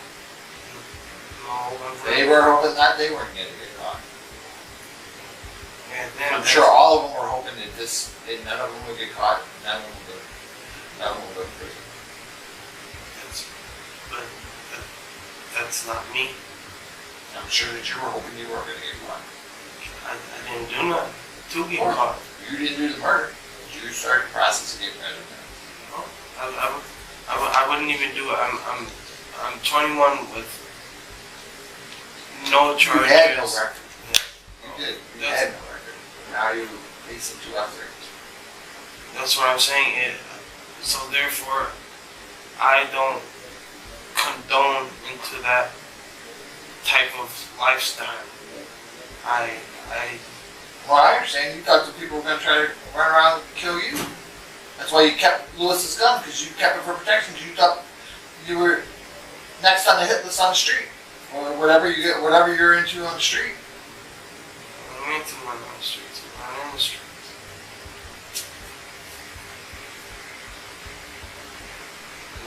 Got in over your head.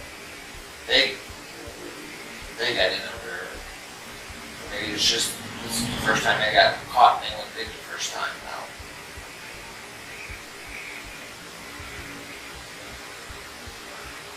I mean, this lifestyle is not for me. Yeah, you're right. This life ain't for you. I don't think it's for Kevin either. Or Lewis, for that matter. Or David. I don't think it's for any of them. I think they got caught up and now they're at where they're at. 2 people are dead. A lot of people. Let's see, 3, 4, 5, now 6 people are living in jail. Over a couple hundred months. Essentially what it was, a couple hundred months. 6 people's lives are ruined, 2 people are dead. Actually more than 6, because I forgot about your daughter, your baby's mama, Brittany's children. Brittany have kids? Brittany's children. Did Antonio have kids? I don't think. No. I don't even talk to him. You know. And then Lewis's family, everything they're going to go through. Was Kevin's mom, Dad, his family, and then David's family. All those lives are touched by this for a couple hundred bucks. Everybody's affected. A couple people's wrongdoing. And then all Scott's family and all Officer Skirnivitz's family.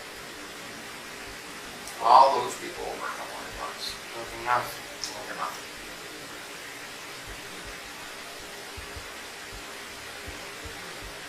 That's what I'm saying. That's why I'm being honest with you. This is all over nothing. I do not deserve to go to jail for somebody else's doing it. Well, you're right, but you helped after the fact. And you're not helping yourself by not taking responsibility. So, the cards are going to fall where the cards fall, and I wish you the best of luck. Whatever may happen to you. And when they come to me ask me if you were honest and truthful and remorseful, I'm going to have to be honest with them and say, no, he wasn't.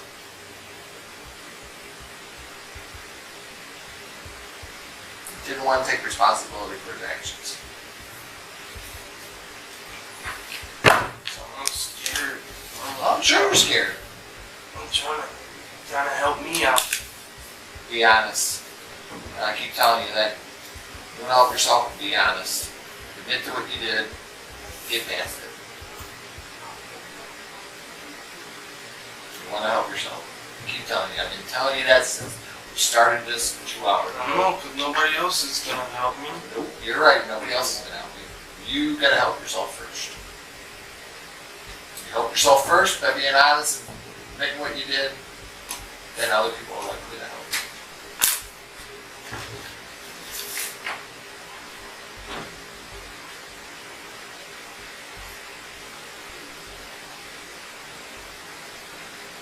It starts with you.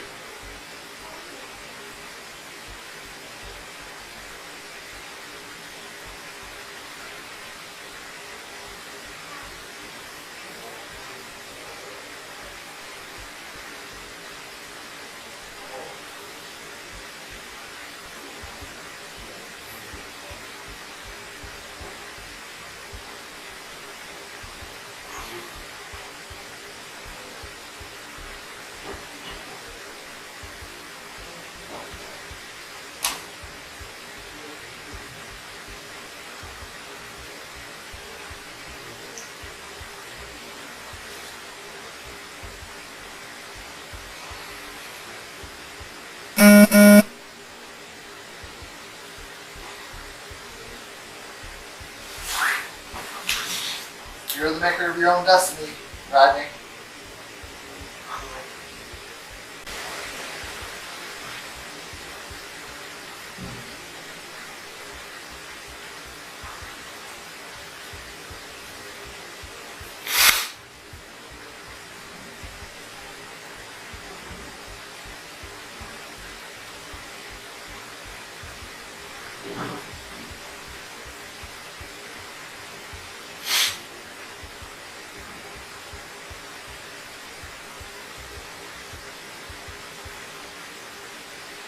What's it gonna be? The zone car's on its way here.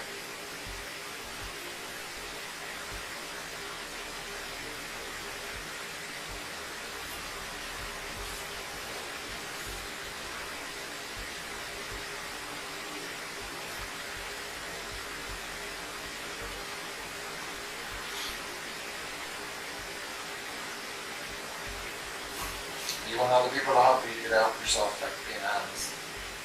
Then you make it do your role. No, because nobody else is going to help me, as you see. And you just start by helping yourself, by being honest. I still don't get nowhere. You still don't believe me. Okay. Well, then you stick with that. I just want to help you. I want to tell you whatever you want to hear. Not what I want to hear. I want you to admit what you did and be I'm telling honest. the truth. I'm being honest, and you're not believing me. You're right, I don't believe you. You're right, I don't.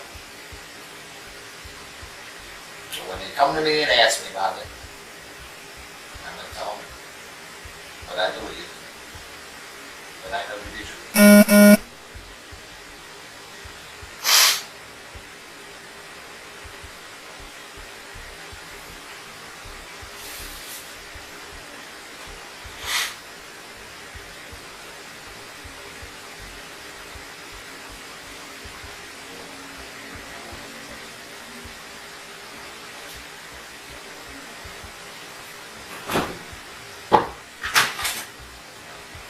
Is that about 5 minutes till you don't cars out? So it should be here about 5 minutes. You heard me.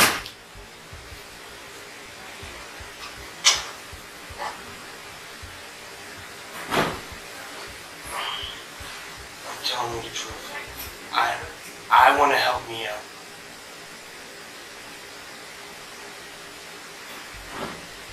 I know either way it goes, I'm getting charged with it. If I tell you yes, I'm still getting charged with it. Maybe even more. If I tell you no, I'm still getting charged with it. I agree with that assessment. For what you've told me so far, I believe it's the truth.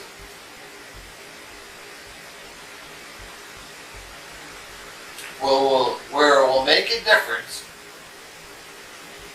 is where your case starts to move through the court system. And the prosecutor and your attorney come to me and ask me about your role, what you did, how truthful you were, how remorseful you were. And I'm going to be honest with you. The same way that you were just honest with me.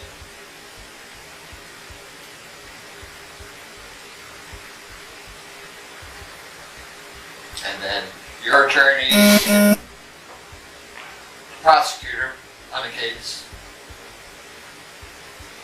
will read the report, watch the video, know about everything else everybody else said.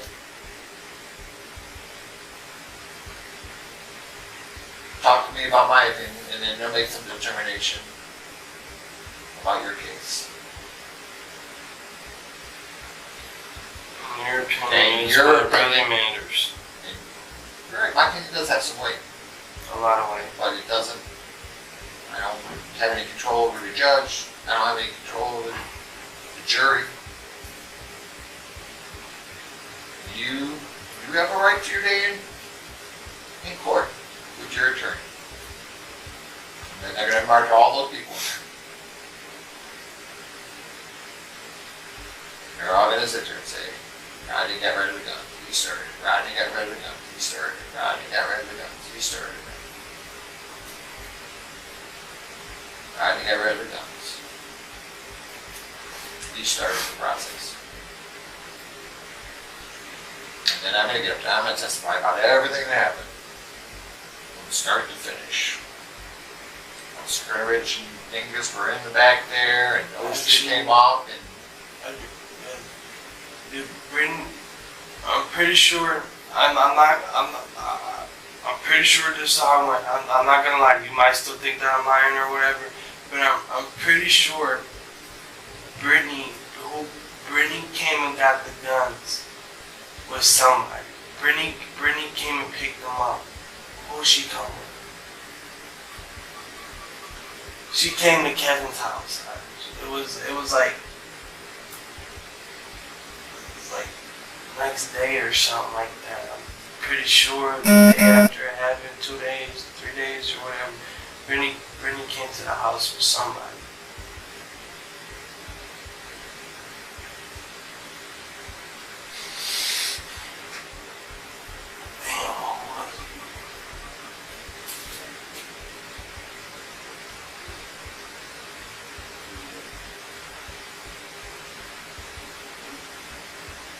There ain't no like cameras around there, like.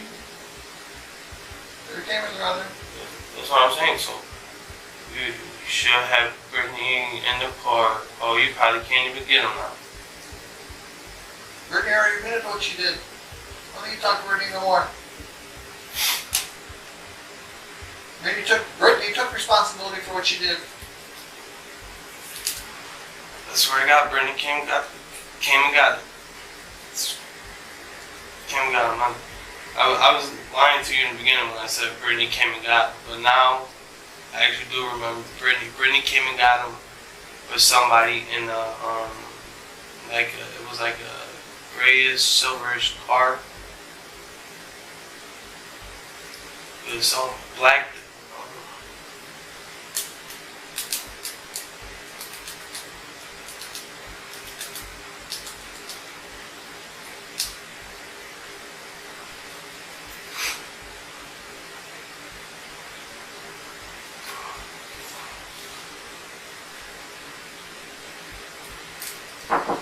Yes, sir. I don't even remember it. It's all Hudson.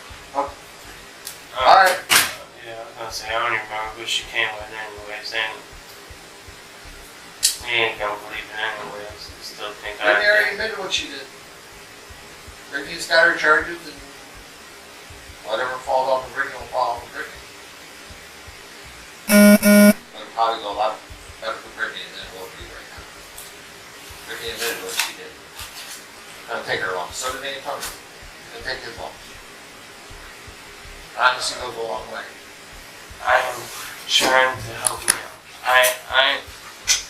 I did not do it, but I am scared if I tell you that I did it. I am going to get some bullshit off the wall fucking charges, and I'm going to go to jail forever for some shit that I didn't do. I know you weren't at the murder. I know you weren't at the murder. I know you weren't there. I know you weren't involved in the actual murder. You were there after the fact. After Kevin, David, and Lewis did what they did. You were at Kevin's house. Where you collected those guns. Whether you took them from them or they gave them to you, you put them in a box. You started the process.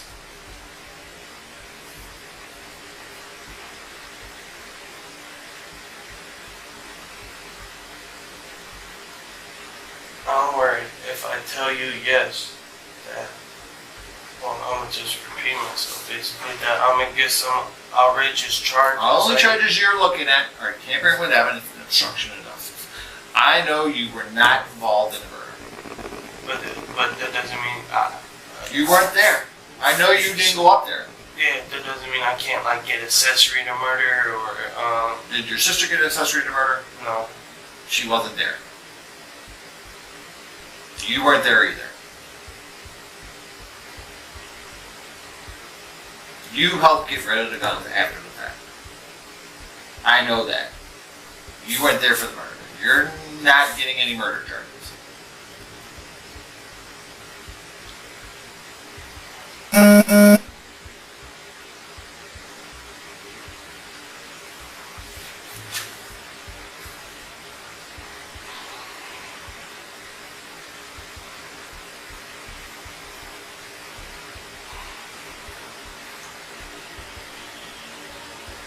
I just don't want to fuck myself over. Incriminate myself. That's why you've been sitting here lying and realized $2.5 because you don't want to incriminate yourself. I get that. But that's not remorse and not showing you're ready to move on and be a man and accept responsibility for what you did.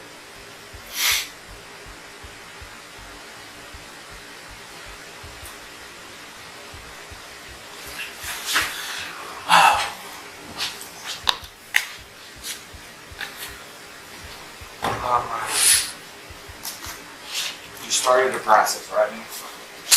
That's because I want to get myself out of trouble. You started the process of getting rid of the guns for your friends. You started it. You started the process. That's what you're looking for. They charge you. This is crazy, man.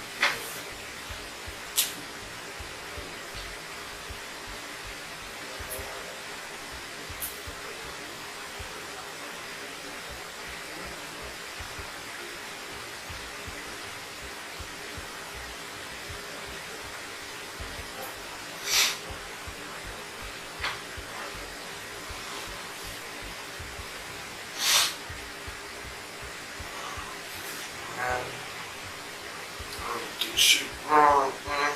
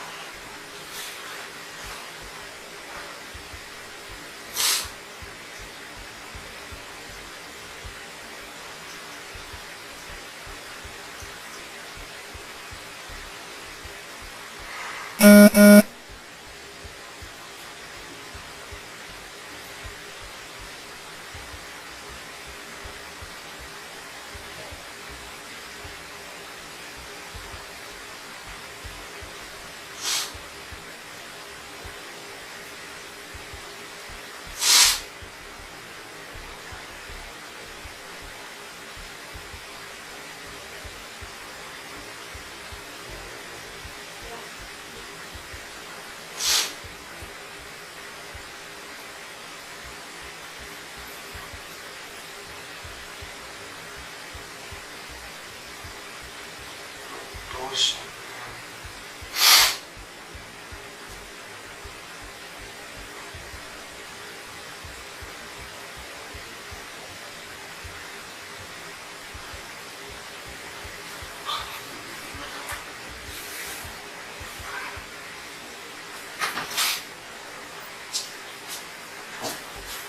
Giving me some more time there, Rodney.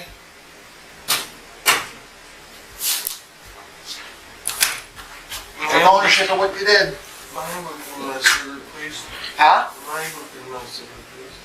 No, we're out of cigarettes right now.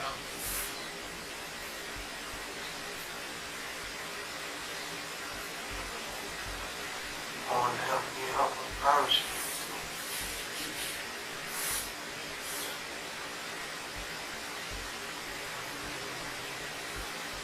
I'm telling you the truth and you don't believe it.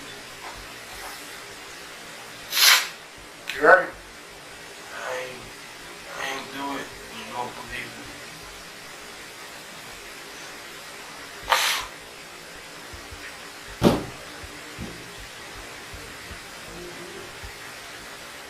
And I'm gonna tell you that I did it because you don't believe me that I didn't. Because I don't want to make it better on me, but I don't trust it. I don't trust it. You don't trust what, the system? Yeah. I feel like you're coming for me. You're trying to put me in jail. That's how I feel. But I feel like I did nothing now. And you're sitting here telling me that I did do something. You did do something. You didn't when I did it, and murder. it makes me feel like you're coming for me. You're trying to give me as much trouble as possible. You're not.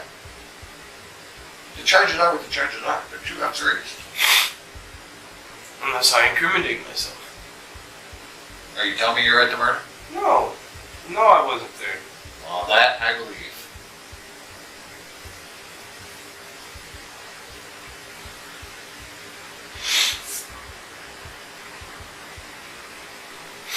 The charges are what the charges are. They're 2 out of 3. Same charges your sister got. Same charges that Antonio's got. For getting rid of the guns. But I feel like if They took responsibility for their actions. They're out on bond. But I feel like if I tell you yes, you're gonna have more charges. Tell me what? I guess I started the process. You did start the process. I do not remember giving Brittany or Antonio or whoever that you said I gave the guns to. I do not remember putting no guns in a box and handing over no guns to Brittany. Why would I, as a brother, as a man, why would I hand over a box to my sister? Did you ask her to get rid of the gun? The girl is less likely to get stopped by the police than the dude is.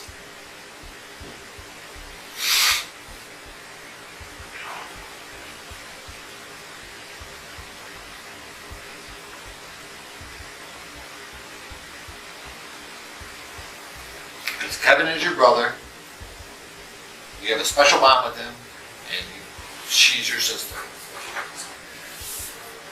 But you asked your sister to do you a favor.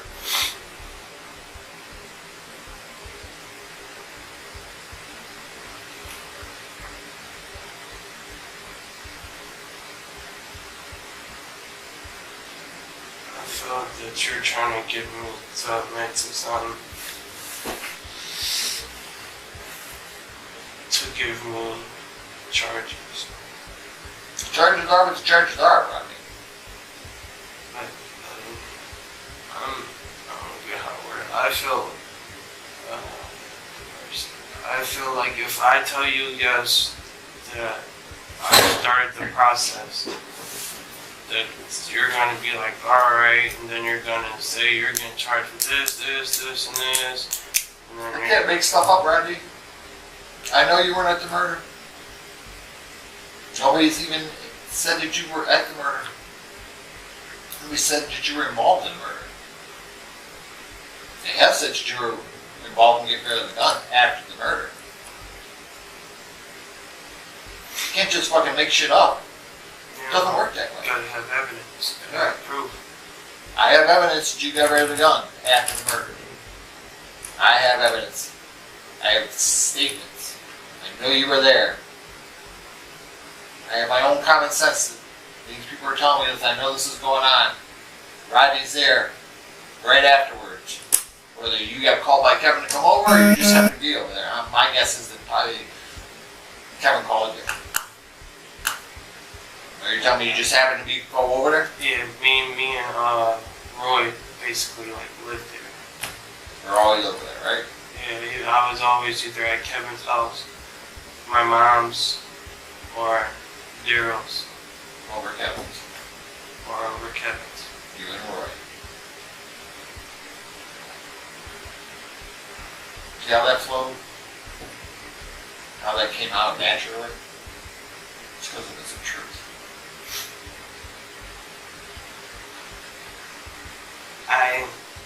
I keep pausing because I don't want to incriminate myself. I feel that you're coming from me. I feel like you're trying to get me in trouble. I'm just trying to get this truth.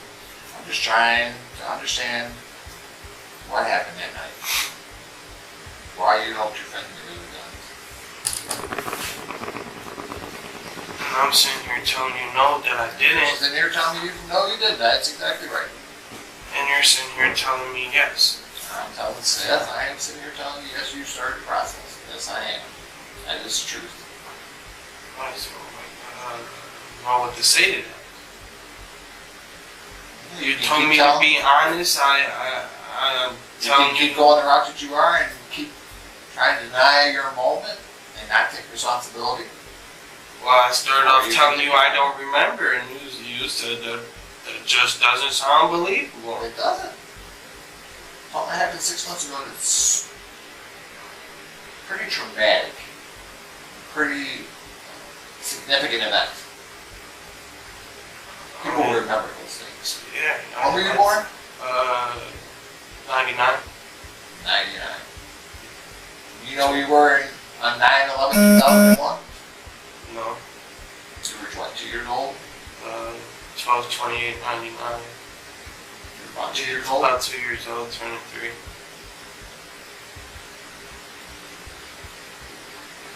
Remember Christmases? Remember Thanksgiving? Your parents still alive? Huh? Your parents still alive? Grandparents still alive?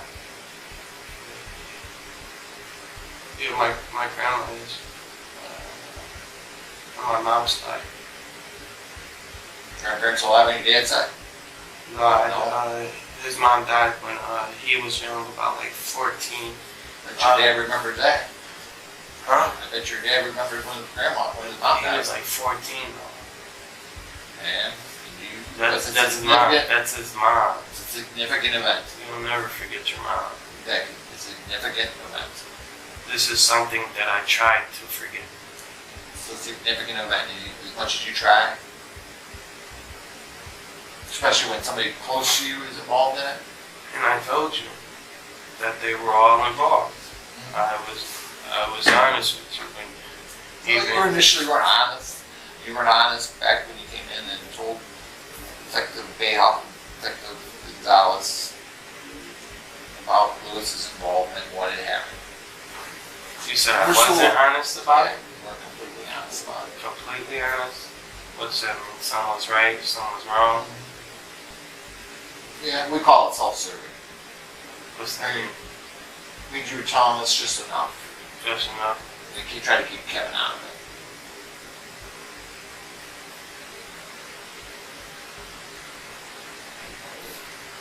Kevin was there. He was there. So was David. So was Lewis.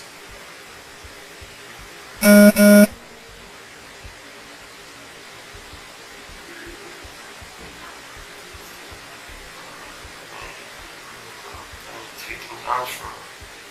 I'm sorry? I ain't take the guns from him. I promise you I do not remember taking the guns from him. If you could show me a video of me taking them guns from him, I would admit to me taking the guns from him. But I do not remember taking them guns from him, so I'm not going to tell you I took the guns from him unless it's going to help me.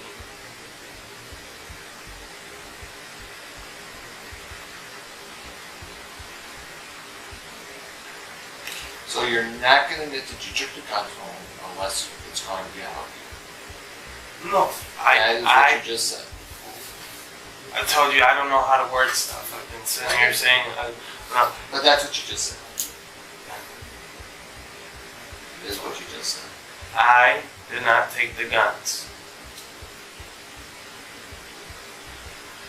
I did not put them in the box and hand them to Brittany. I did not take a gun out and keep a gun. They were all involved in a murder. I came here the first time you guys asked me questions. I told you, You got arrested at Kevin's house. Got arrested at Kevin's house. And they found a gun in the house. And you Under said Kevin's bed. It was Lewis's gun. And it was Lewis's gun. The gun that Lewis had during the murder. Lewis's gun. The gun that Lewis had during the murder. The gun that Lewis didn't shoot.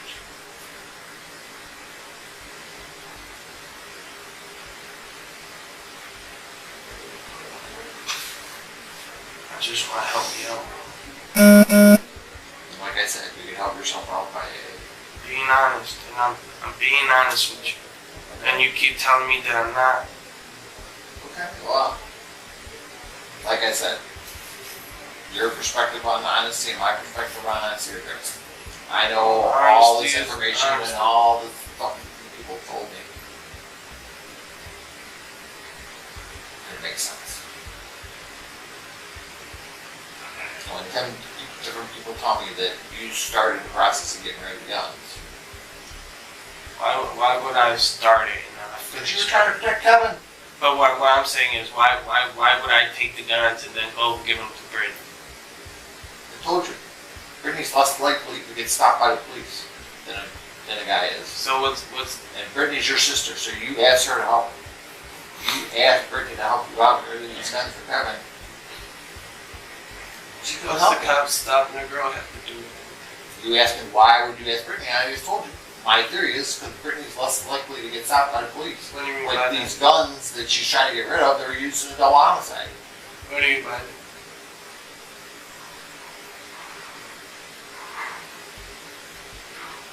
What do you mean by stopped by the police? Walking around with 2 guns in a bag, throwing them down the sewer, burying them in the yard. Oh.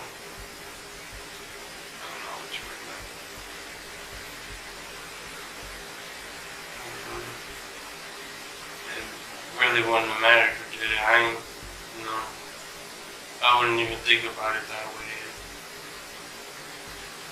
How were you thinking about it? I wouldn't even involve my sister.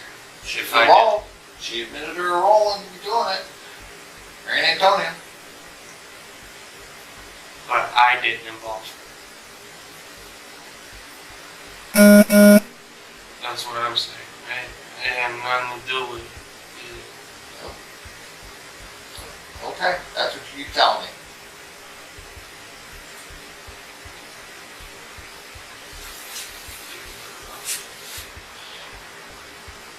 I want to help me out. Obviously, I want to help me out. You seen the last video. Crying like a little bitch. Didn't want to go to jail. I snitched. Jail's not for me. Well, maybe after you leave here and start going through the process and you start talking to your attorney, maybe you'll remember things. Because right now, all we're doing is going around in circles. I think you're like on the verge of admitting what you did, but you keep going back to, I don't recall. I want to help you. I want to help you. So maybe after you get your attorney, maybe that will ease your mind. Because right now I think you just think I'm playing you. Yeah, I do think that, but saying that I took the guns, I did not take the guns. I do not remember me grabbing no guns or receiving no guns or asking for the guns or whatever, both same shit, and me giving them to Brittany and saying whatever to her. Okay. Like I said, we're keep going around in circles about the same thing. If there was a way to remind me, like, I honestly do not remember me putting him in the box. Brittany went there with that man, the black man, I don't know who it was, in her silver car and picked him up. Lewis was there, Kevin was there. And David was there. David wasn't there. You're laughing right It was a couple days after. now. Well, this happened Thursday into Friday. And you got arrested on Saturday. Saturday. So it had to be the next day? Or it was Friday. Or it was Friday. So this happened late Thursday night into early Friday morning. And then you got arrested Saturday. But David was not there. David was gone, so what? David was gone. I'm saying it was me, Lewis, Kevin, Brittany. Brittany's kids were there. I think She came and got the guns with some black kid. I don't know. I don't remember who was out there. I think it was just me, Brittany, Kevin, Lewis, Brittany, some black dude.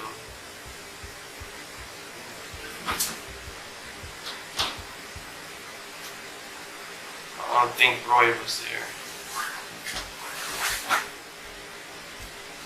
But they pulled up and they parked next door, not in Kevin's driveway. The driveway next door. Driveway next door. If you're coming from the store, it would have been on the So if I'm right going side. to the store, going towards the Denison. It would have been on the right hand side. Kevin, if I'm correct, if I come from the store going towards Denison on Kevin Street, he's on the left, right? Left, and then the house would have been on his right. This driveway Brittany pulled into. She pulled in that driveway.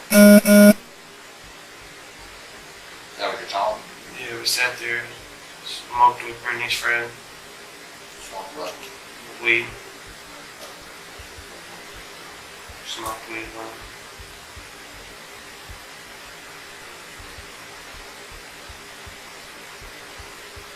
Then you gave your sister a gun. I did not give my sister. And she left with the guns.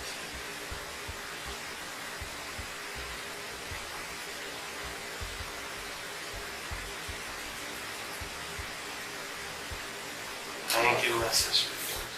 She left with the guns. And then she got rid of them. By burying them. No one on the store, nothing that off an ankle, I think.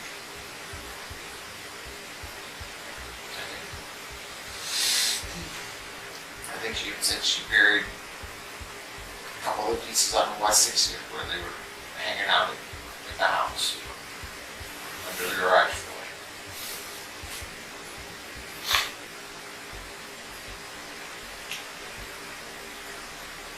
I don't take them guns from her. I would not do that to my son. Obviously, I was trying to do right. 21 with no charges.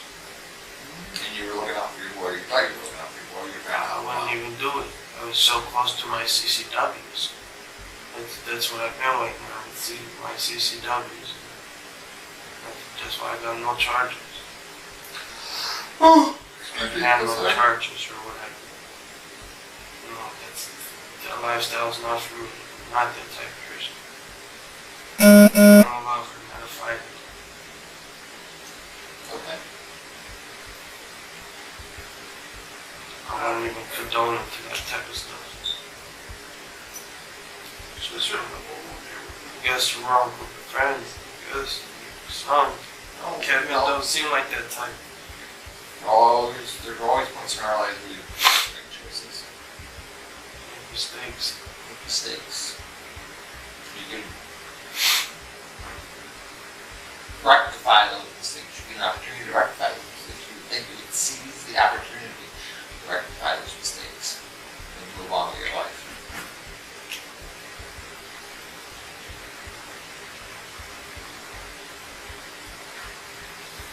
Help me out as best as I can.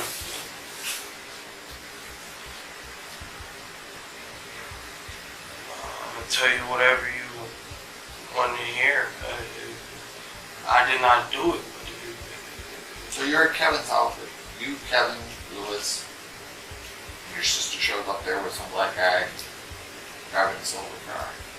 Friday, sometime Friday. Did you get arrested on Saturday? Why did she come over to Kevin's house?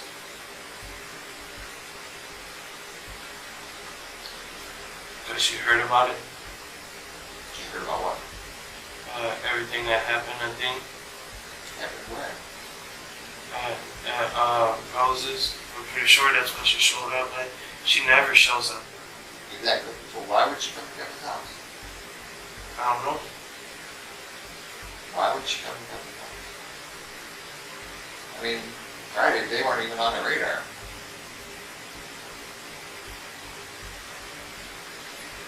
I don't know, maybe Kevin or someone. You called her. Not call her from the scene. Look, back to Called the her to scene. come over. No, I did not call her to come over. You just admitted that your sister doesn't come over there. It's not her friend. Why would she come over there? It's not her friend unless you're over there. Her little brother. You call and take him over there. I did not call her and tell her to come over there. She showed up, she went outside, It's a messenger, whatever. See, that makes me feel like you're trying to comfort me. It makes me feel that you're Why making would your up. sister show up over there? They weren't even on the radar Friday morning. Friday during the day. I don't know. I'm just trying to make it If she would seem right to she you. would have seen what happened on TV, okay. I get that. She saw what happened on TV. I'm just trying to make it seem right to you. I'm trying to talk to you without incriminating myself, because this is every time I talk to you, you get to thinking, and then you get to make up scenarios. You make up scenarios. I don't make up then scenarios. I make up things. I don't make up anything. I think of things and why? Well, this makes sense. That's what I meant. Why would you go over there? Kevin is not. I did not mean it that way. I have a hard time wording stuff. You know. You just said she came over. Kevin's not her friend. Kevin is your friend. They weren't. Those three guys weren't even on the radar. She could have saw what happened on TV. Yeah, I get that.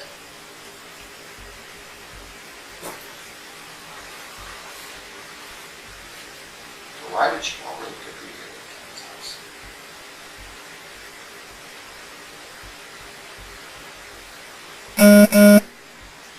Kevin's house. Huh? Because I'm always at Kevin's house. What else would she come look for me? I didn't have an on phone. My phone was broke. Why would she come looking for you? Not that she was coming to look for me. Maybe she just showed up.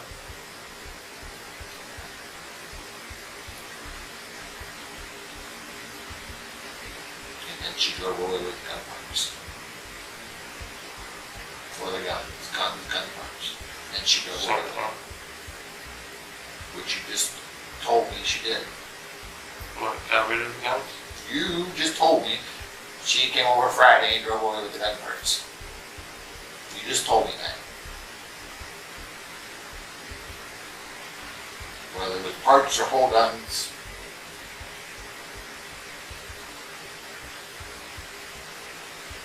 She drove away Friday with the guns. Why would she come over to Kevin's? Not at all. That's not a normal place for her to be. She never hardly ever comes over there. It just happens. This double homicide happened. Those guys aren't even on the radar. She shows up at Kevin's house. You guys smoke a little weed. And she drive away with the gun purse or the guns. You know, I don't care.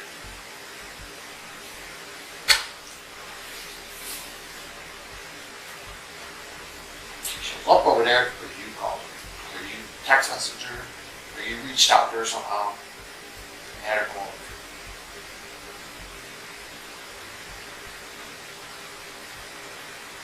I did not give him those. I did not receive any guns from Kevin, David, or Lewis. She drove away with those gun parts on Friday. Like you said, she don't. Kevin's not her friend. Yes. And David's. You barely know David, and I'm sure she hardly doesn't even have a sniff of David. And Lewis, I'm guessing probably about the same as you. Well, why would she go over to Kevin's house? Did you come over there because you saw her? Well, Did you her blood? I didn't even know she took the guns at first. I told You just told me you did? You just told me that she drove off with those pizzas that day. I was saying it had to been that day.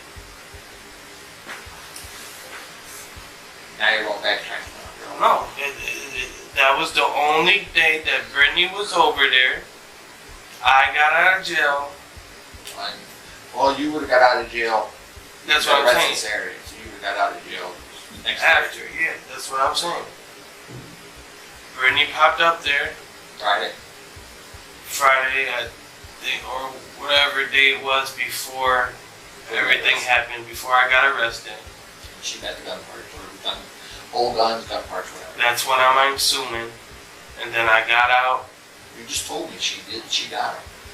You just told me not more than 10 minutes ago that she showed up Friday and she got the gun. She drove off.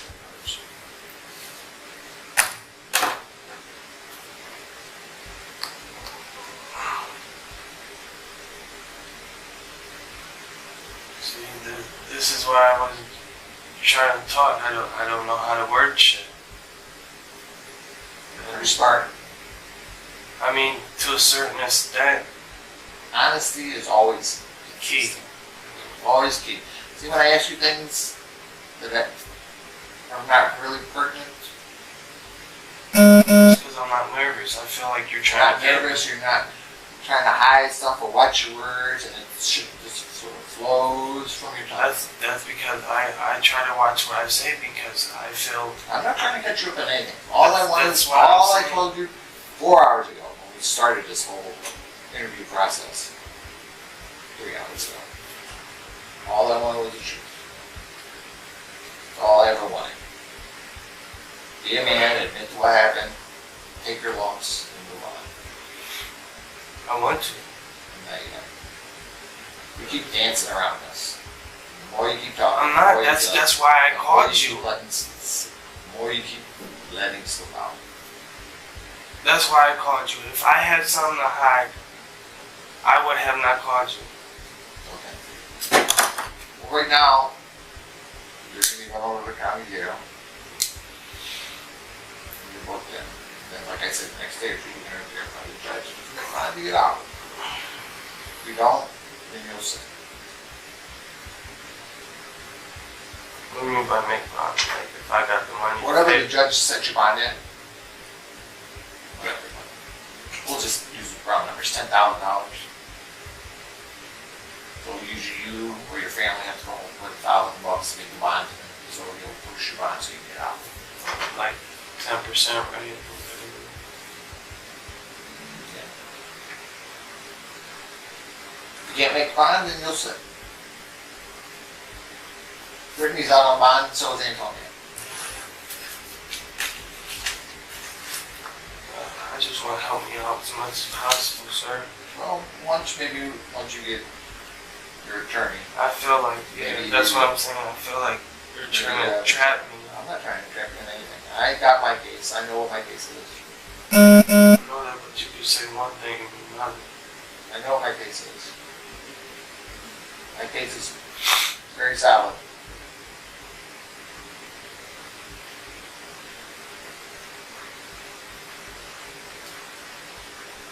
So,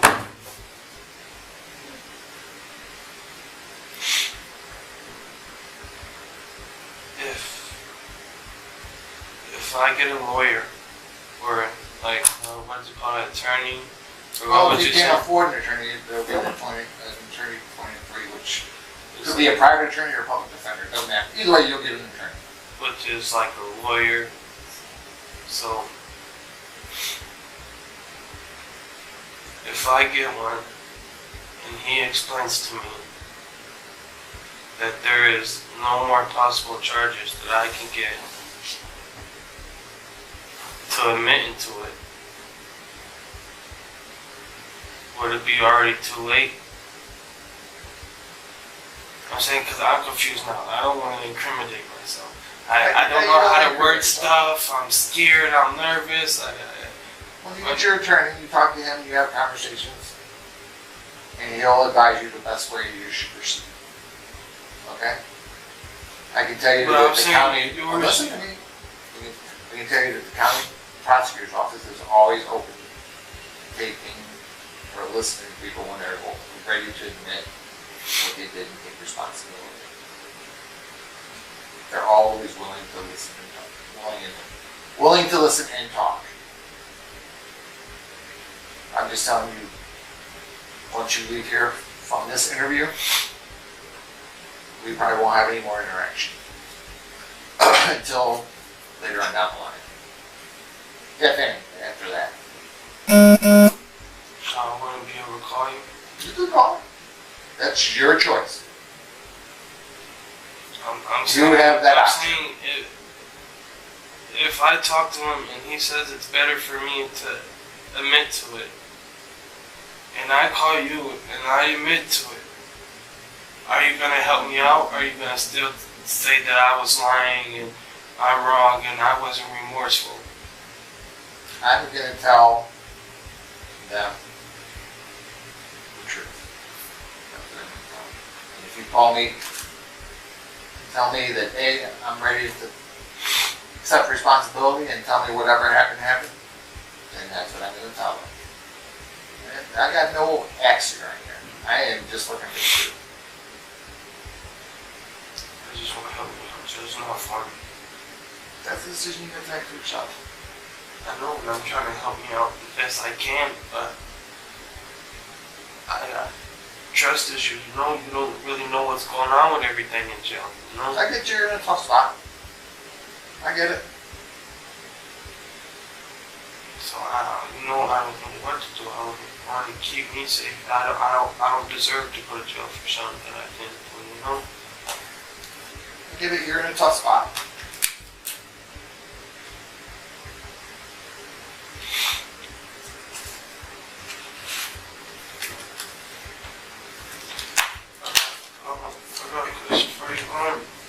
So I don't know my dad's number, Daryl's number. Is there like any way I can, like, you guys can give it to me? Is it in your phone that doesn't work? No, it's not on. I asked the officers when they came and got me if I could get the phone number. Where's the phone number at? It was at the house. I was gonna have to, like. No, what do you need? The house number? No, that's not my house. My dad's number. I don't know. How am I supposed to get your dad's number? It's Daryl Anderson. Where's it at? He had a subpoena tomorrow. They told me that you guys would be able to give it to me here. That's what the officers told me. I don't have your dad's number. I don't have your dad's number. I can give you your house. You know your house number? I can write your house number on the back there. You can call your mom or whoever and find out. They got it.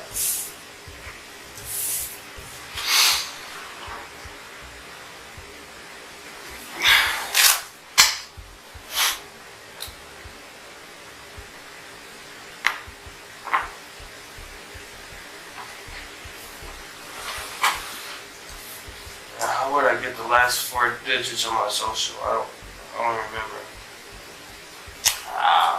I don't have your social. Maybe your mom knows it. She got your card.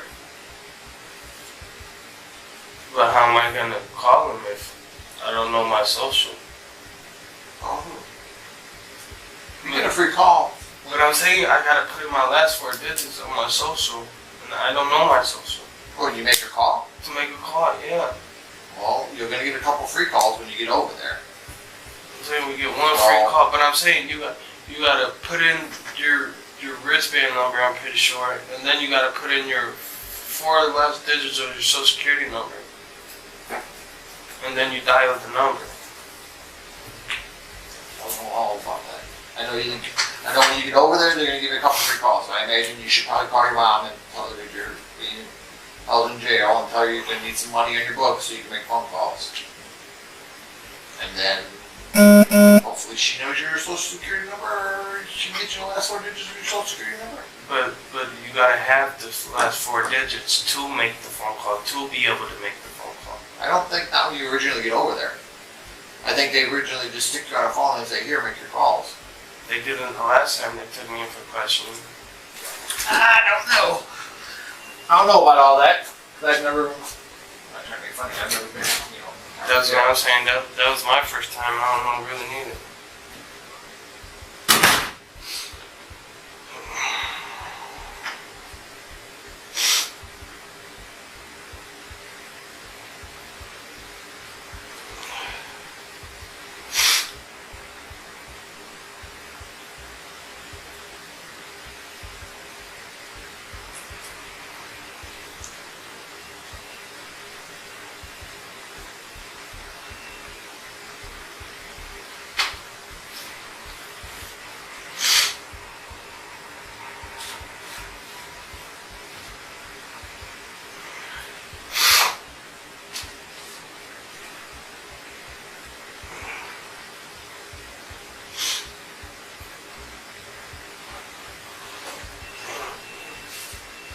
This is bullshit, man. I ain't trying to be here.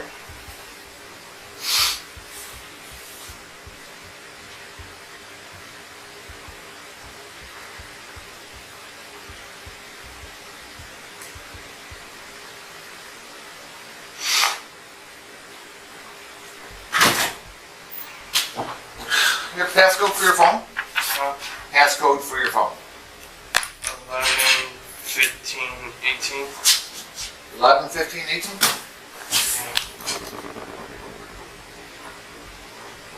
This is consent for us to go through your phone. Your problem with us going through your phone? Why do you need to go through my phone?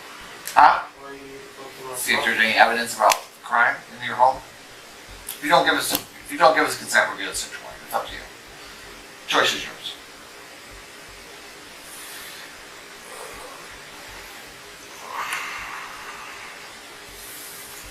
See, this is where I go back to the... Rodney, this is not confusing. Either you're going to consent or you're not consent. If you don't consent, that's your right. You don't have to consent. We'll just get a search warrant and get it anyway. The choice is yours. This is not very confusing. Either you can consent and let us go in it, and hopefully you'll get your phone back real quick, or you can tell us no, and then we'll get a search warrant, and then you may never get your phone back.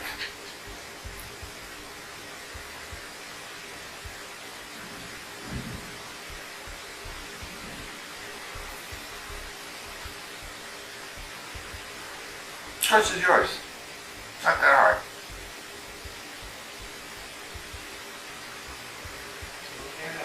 I guess, yeah, they should know. Do you consent? Yes or no? Yeah. Signed by the X. Sign it or Sign it. However you make your signature. print it? That's fine. First and last? Yes, sir.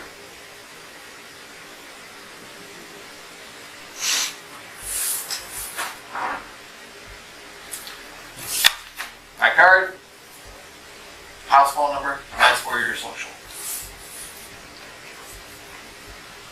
They're gonna, uniform guys are coming here, they're gonna take you out, okay? I got a question for you. I know it's weird to ask, but do you know if I would be able to like go and get like checked like when I get over there, like for like diseases or whatever? Well, they have nurses, the doctors that are over there. That's what I'm saying. I would have to ask one of them. If you're having some kind of problem, if you ask them, they will check you out. Okay?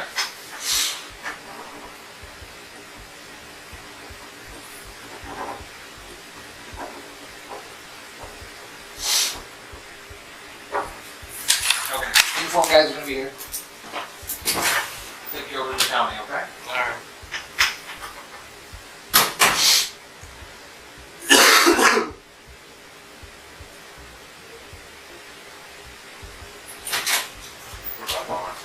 Okay, that's fine. So these officers are gonna take you over to the county and get you booked in.